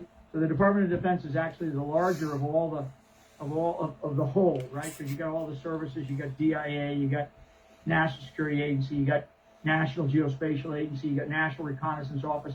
You have all these elements inside the Department of Energy, right? And of course your service, your Army, Navy, Air Force, Marines. That's a lot of intelligence. We are in the middle of an intelligence operation that is directed against this president right now, and now I'm talking about Donald Trump, to undermine his agenda. He's picking, I think he's got a superb array of talent, and he's got the right people. But until he's actually in office, you really can't start to execute, So he can get in on day one and go, all executive orders that Biden signed or that have ever been signed, with a stroke of a pen, they're all rescinded, right? And we're gonna drop 10 or 15 or 100 executive orders, and we're gonna start moving forward on following these orders within the executive branch, right? An executive order is not a law, though, and that's the other aspect of what's got to happen. The Congress, members of Congress, the House and the Senate, they've got to come to grips with Trump's appointees or his nominees. We can't have this back and forth, we don't know about, this person. I mean, you can't have it. The more that the Congress, and particularly the Senate, picks any scabs that they want of any of these nominees, then what happens is they start to own. So who do they want? Is it their job to pick Trump's team? It is not, right? It's their job because Trump got them all over the line to help Trump's, make America great again. Okay, so that's a short clip that Alpha Warrior wanted to include to kind of drive this point home. So as we move on from that clip, he says, we are currently engaged in a battle by those who want to undermine President Trump and his agenda. But he is assembling a strong team. However, execution can only commence once he was officially in office. So the strategic objective, he goes on to say, is to prevent escalation into mass unrest. Again, we're trying to avoid civil war. That's what their goal is. The deep state would love civil war to break out in this country. They would love to have this chaos and this fear and this terrorism, literally. So to prevent escalation into mass unrest, sectarian conflict, or terror-driven emergency, authorities, they have to identify and neutralize the provocation patterns early, They need to harden the community resilience against manipulation and align law enforcement, intelligence, and civic leadership around disciplined interdiction. They also need to prevent the information environment from becoming an accelerant for violence. Now, that's a big key, because you've got people out there doing what I do, putting fear into people. This is the infiltration of the deep state into the truthing community. So that's another big part of this. And then maintaining legitimacy and rule of law standards while the pressure does intensify. This phase is not about winning debates. It is about keeping the nation stable enough for the larger operation, the entire plan, to complete. So the three trigger lanes are the Civil War triggers, the religious war triggers, and the terror triggers. To break that down, the Civil War triggers are designed to produce clashes, retaliation spirals, and the illusion of a grassroots national rupture. The target is cohesion. Now, one thing that's really all over the truthing networks that put out the doom and the gloom and the fear and all that is MAGA is splintering, MAGA is falling apart, MAGA is, and that's on the mainstream media, that's on the fake news, MAGA is just coming apart. Again, guys, it's part of the plan. And I think it's a plan, personally, to start moving toward another political party or another political, like, you've got the Conservative Party, the Democrat Party is the real party that's splintering and falling apart, because people, even the most diehard Democrats, they're seeing, sometimes you can't tell the people, you have to show them, they're seeing the corrupt and evil and fraud and all of that. They don't want any part of that party anymore. But at any rate, again, just remember, you're watching a movie. Just keep that in your head. Whatever's happening, do not emotionally attach yourself to it. So that's the Civil War trigger. The religious war triggers is designed to weaponize identity, sacred grievance, and moral absolution until the population cannot share a civil framework. The target is moral legitimacy. This is where extremists become tools. They are used as match heads to ignite a larger group who never wanted conflict in the first place. And they're using the moral ground, the moral legitimacy. I mean, we have over years now, we have seen everything that was moral and all right and good has just been inverted. Satanism inverts everything. So we've seen all of this, boy is girl and girl is boy and girl and transgender and it's okay to, all of these protests. Oh, they're peaceful. Our eyes are seeing they're not peaceful at all. Oh, these are peaceful protests. And Trump is trying to blah, blah, blah. I mean, that's the moral ground, the religious war triggers is weaponizing identity. The identity, I identify as a cat, so I want a litter box in the bathroom at the school. It is true. That is true. It did happen. It has happened.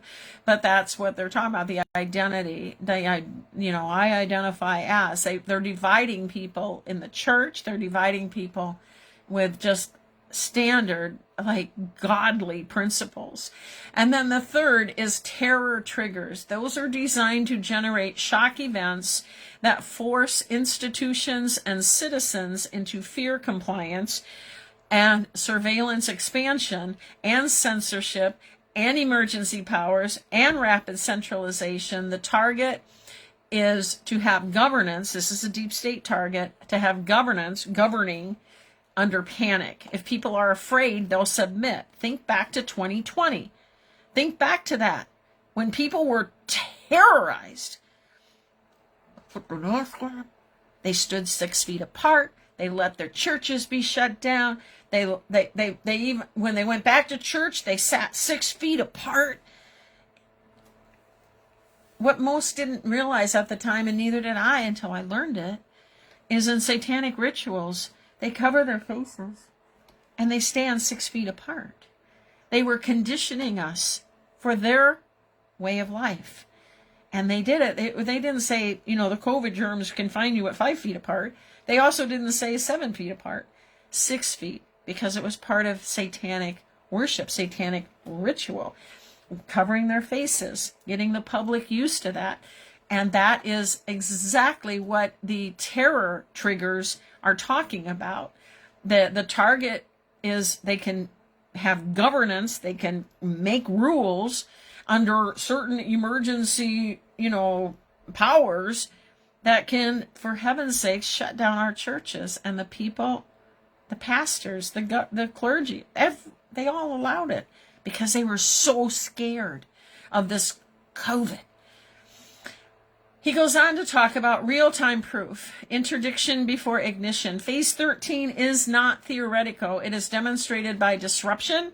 It is demonstrated by plots stopped before they become kinetic. What does kinetic mean? Kinetic means like a kinetic war is using guns, using tanks, using, you're on the streets, you're fighting, you're in the fields, you're fighting, it's the Civil War, the South versus the North, charging at each other with their guns.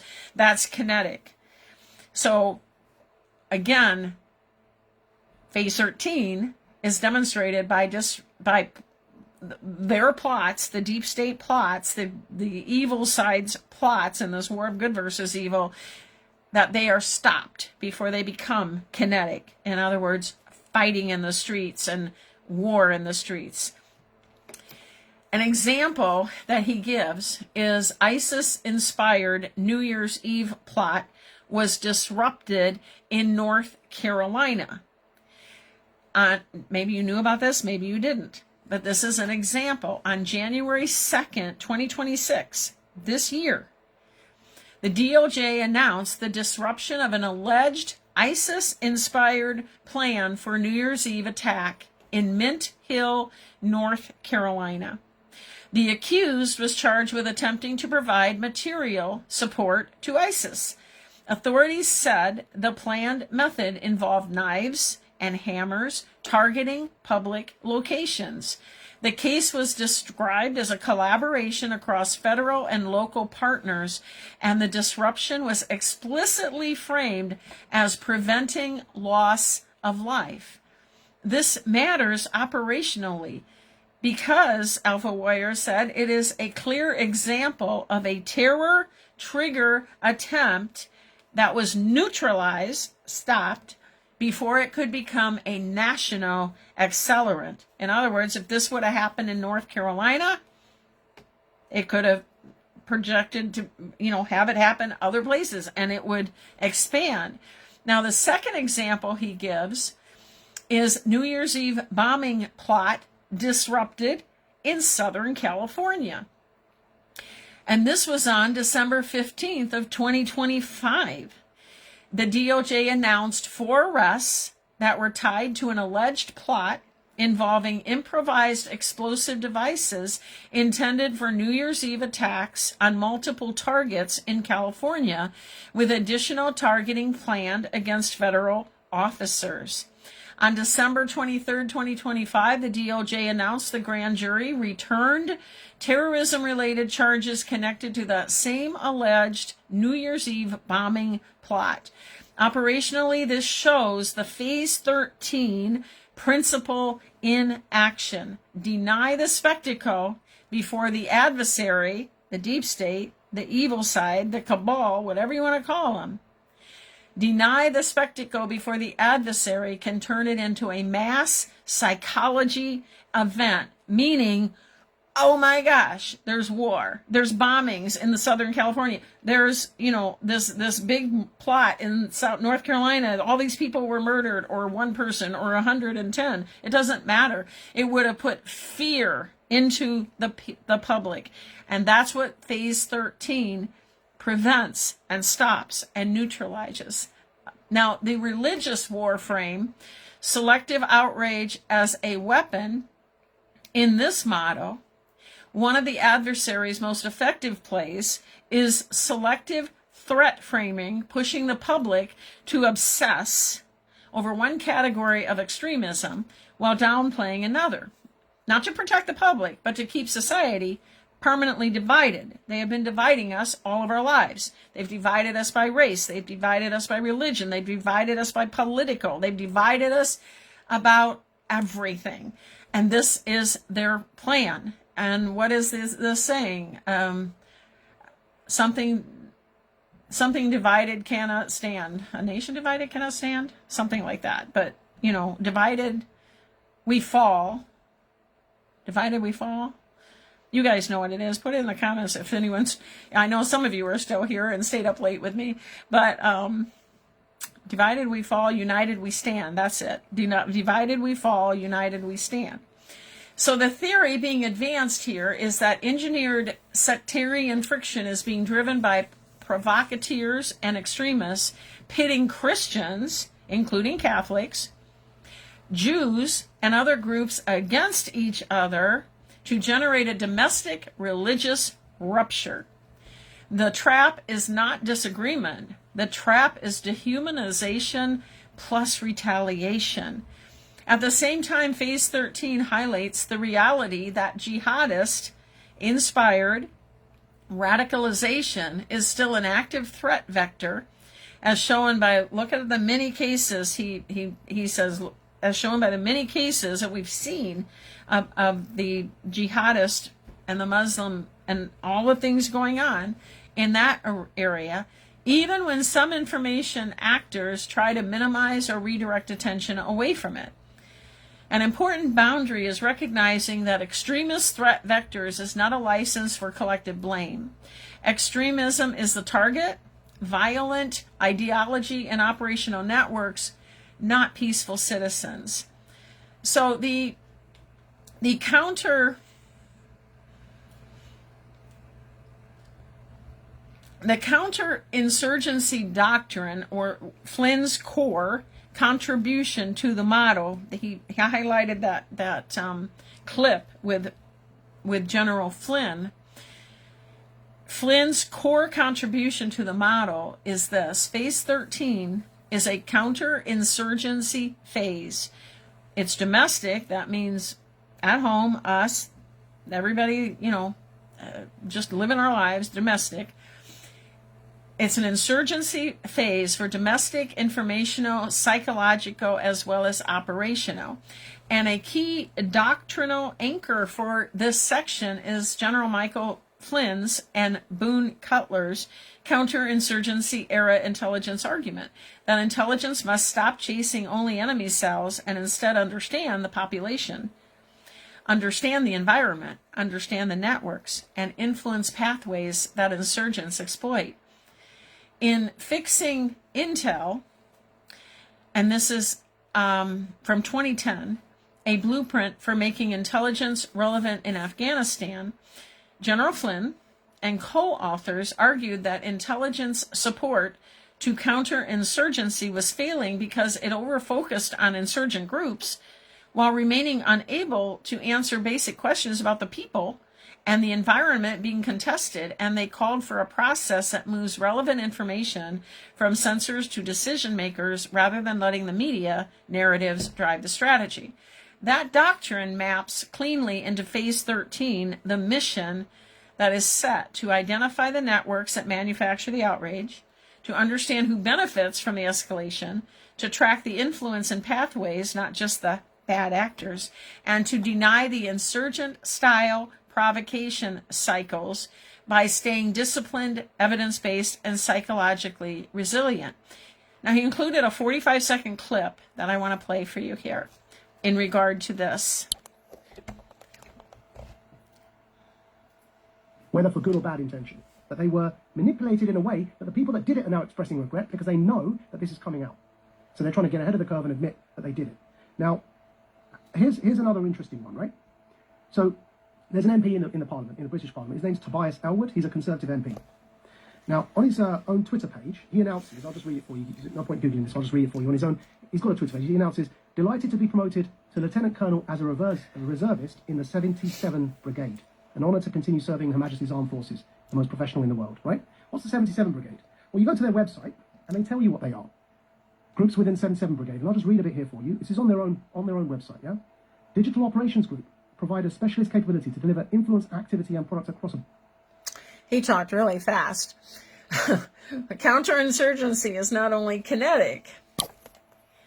In 5G warfare, it is fought through perception management, social cohesion, and decision disadvantage.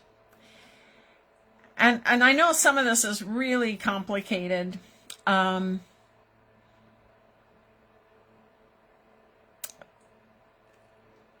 it's the art of war. and there's so much to it, but we've got a little bit more to go with this phase before we conclude today. And again, thank you for those hanging with. This is sometimes hard to understand, and I try to break it down as best as I can, and I'm no, military expert or anything like that. But I try to help out, with some of it, because it is kind of like, oh my gosh. But the purpose of sharing this is this. There is a plan. I keep saying that. There is a plan. And when you see the complexity, some of this is very complex for me, for you, but just knowing there's a plan, just knowing that people like Alpha Warrior understand it and they're putting it out there, it gives me peace of mind. It gives me confidence. It gives me encouragement. Just knowing that there is this complex plan, even if I don't understand it all, I know that it's real, and I know that everything that the enemy is doing, God is working for good, and this is part of that good. Before I go on, I just want to say hello to Kimberly. She joined us from Nipissing, Ontario, Canada, so welcome, and so glad you're here with us, Kimberly. And Jerry joined us from Goshen, Indiana, and that is just maybe 45 minutes from where I live, so welcome, Jerry. Glad that you are with us as well. All right, so as we get we're just about done with phase 13. Phase 13 also requires internal discipline inside of the institutions. One operational marker consistent with OPSEC, OPSEC, my guess that would stand for Operation Secretary or something. I'm not sure. But with OPSEC hardening is active leak identification efforts. Reporting cited by a member of Congress states that an FBI director, at FBI Director Kash Patel's direction, the Bureau began administering polygraph tests in leak investigation tied to potential damage to security protocols. In the Phase 13 framework, that is not a bureaucratic detail. It represents the battlefield reality that, number one, information leaks can sabotage operations. Information that the battlefield reality also represents that they can compromise surveillance and interdiction. They can also trigger preemptive narratives that protect adversary networks, and they can undermine public confidence and create operational hesitation. So regardless of one's politics, the principle is timeless, and that principle is OPSEC, is the shield that allows prevention to work. So they're preventing, again, the kinetic from happening. I'm sure OP is operation. It's just SEC, OPSEC. But anyway, OPSEC is the shield that allows prevention to work. The central phase 13 risk is the use of cutouts and provocateurs to push a targeted population into illegality, then use the optics to justify crackdowns. This tactic is historically documented in conflict and political environments and is widely recognized as a method of entrapment, as well as delegitimization. That word is always tough for me. Delegitimization and escalation engineering. Think J6, Alpha Warrior said. The operational purpose is consistent. Push a reactive minority into unlawful action. Capture it, amplify it, and generalize it. Then fracture the broader movement into radicals versus traitors. Again, think J6. justify exceptional measures in the name of security, and expose social media operatives trying to incite Americans into violent rhetoric. The loud voices on X, Spaces, etc., calling for or implying violent responses or surrendering U.S. citizenship to move to other countries. Phase 13 denies the adversary by refusing the bait. Staying lawful. Remember President Trump said on J6, to remain calm, be peaceful. This is a peaceful protest.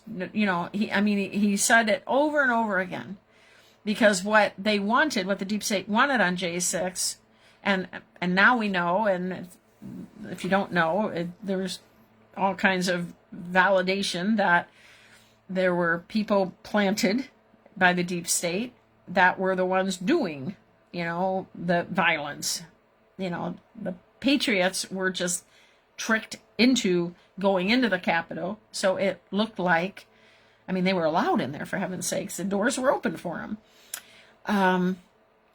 President Trump wanted everybody to stay lawful. He wanted everyone to stay disciplined, and he wanted to prepare them psychologically not to take the bait. But he couldn't talk. He couldn't speak that. But he said it over and over again in the speech that he did prior to them all going from his speech over to the Capitol.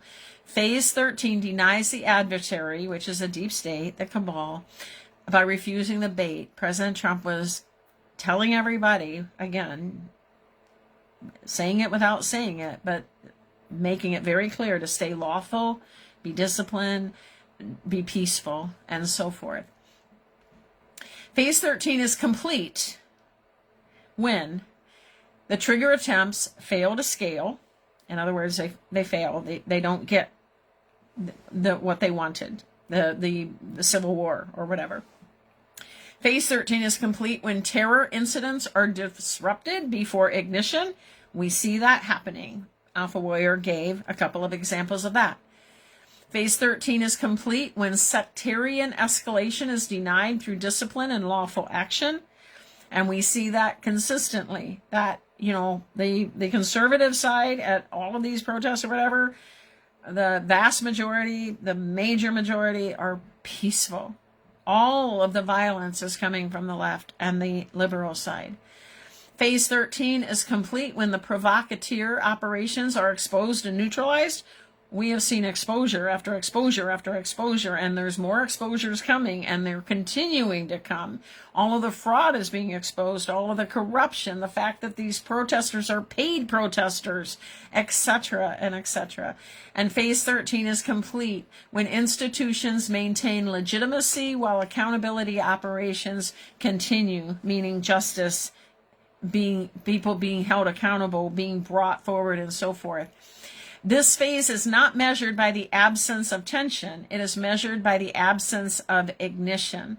And the key takeaway in closing for phase 13 is about denying ignition, stopping the adversary from forcing America into a fear-driven emergency posture.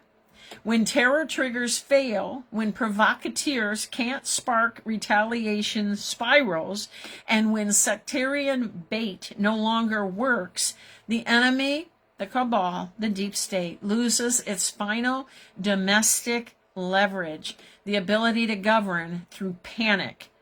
We learned through COVID what not to do. They pull that stuff again. It isn't going to work on the majority. There's a lot of brainwashed people out there, but we got more. There's more people awake than asleep now. That is the turning point. Because once the population refuses to fracture, like we on this channel, we who have this information, we who take the time to learn what Alpha Warrior is teaching us, once the population refuses to fracture and the system can no longer manufacture crisis to regain control, the next phase becomes possible. And the next phase, phase 14, is national unity after exposure, and how shared reality is rebuilt once controlled opposition collapses and the country regains common ground. So that will be phase 14. We're almost at the end of this series. We're 17 in total. Phase 14 of 17 will be the next one that we cover. So that will close out what we have been about this podcast. That's a final segment. We went over again, but that's okay. I'm in it. I'm in it for the duration here, and I'm going to keep doing what I can to educate, to inform, and encourage. And that's why I try to have these different segments that include all these different areas of what I consistently have called this octopus with so many legs. There's so many different areas. And I'm just trying to keep us all on point on all the different ones a little bit, so we stay aware, stay informed, stay encouraged, and stay in faith that God has this. And that is always the central message that I have for you all, is God has this, and we have nothing to fear. And what the enemy means for evil, God will use for good. We have nothing to fear but fear itself, really. And if we don't allow fear, and God said in his word 365 times in the Bible as we know it, over 365 scriptures, do not fear, fear not. So as much as we see things that they want us to fear about, we're not going there. So with that being said, we're going to close with the Q prayer that was written and published on September 20th, 2020. It was drop, and still is drop, 4739. This was in, again, 2020, when we were just in the mess, the big, huge mess of 2020. And the Q military intelligence operation knew exactly what we would need. And that's God.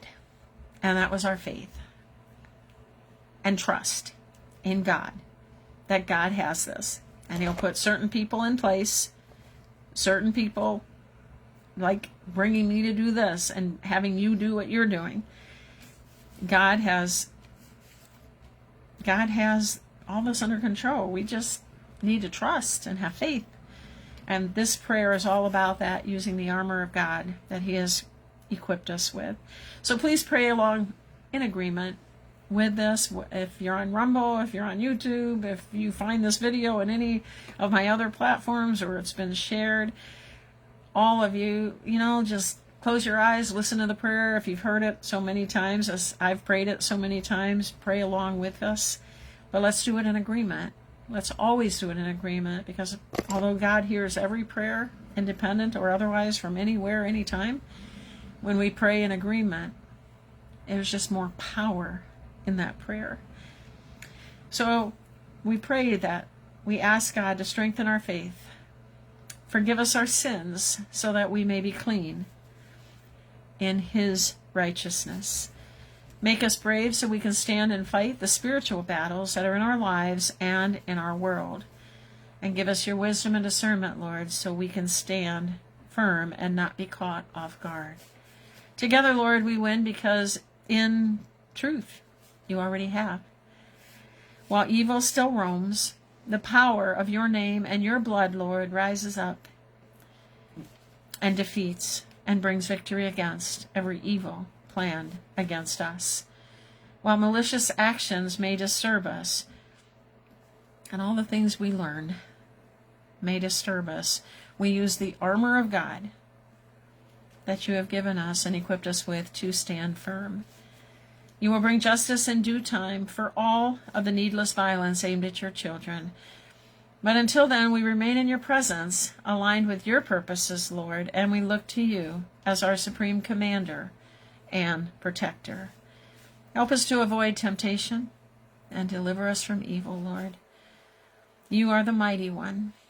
You are the one who will ultimately bring all evil out of the darkness into the light. With you, Jesus, we are safe. Our Father, who art in heaven, holy be thy name.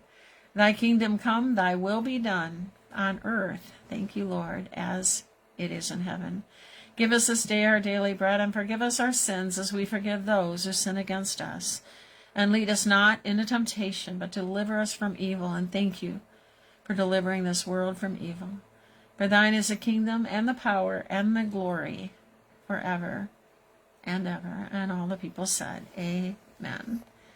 So that will do it for another evening of Seeking Truth Always together.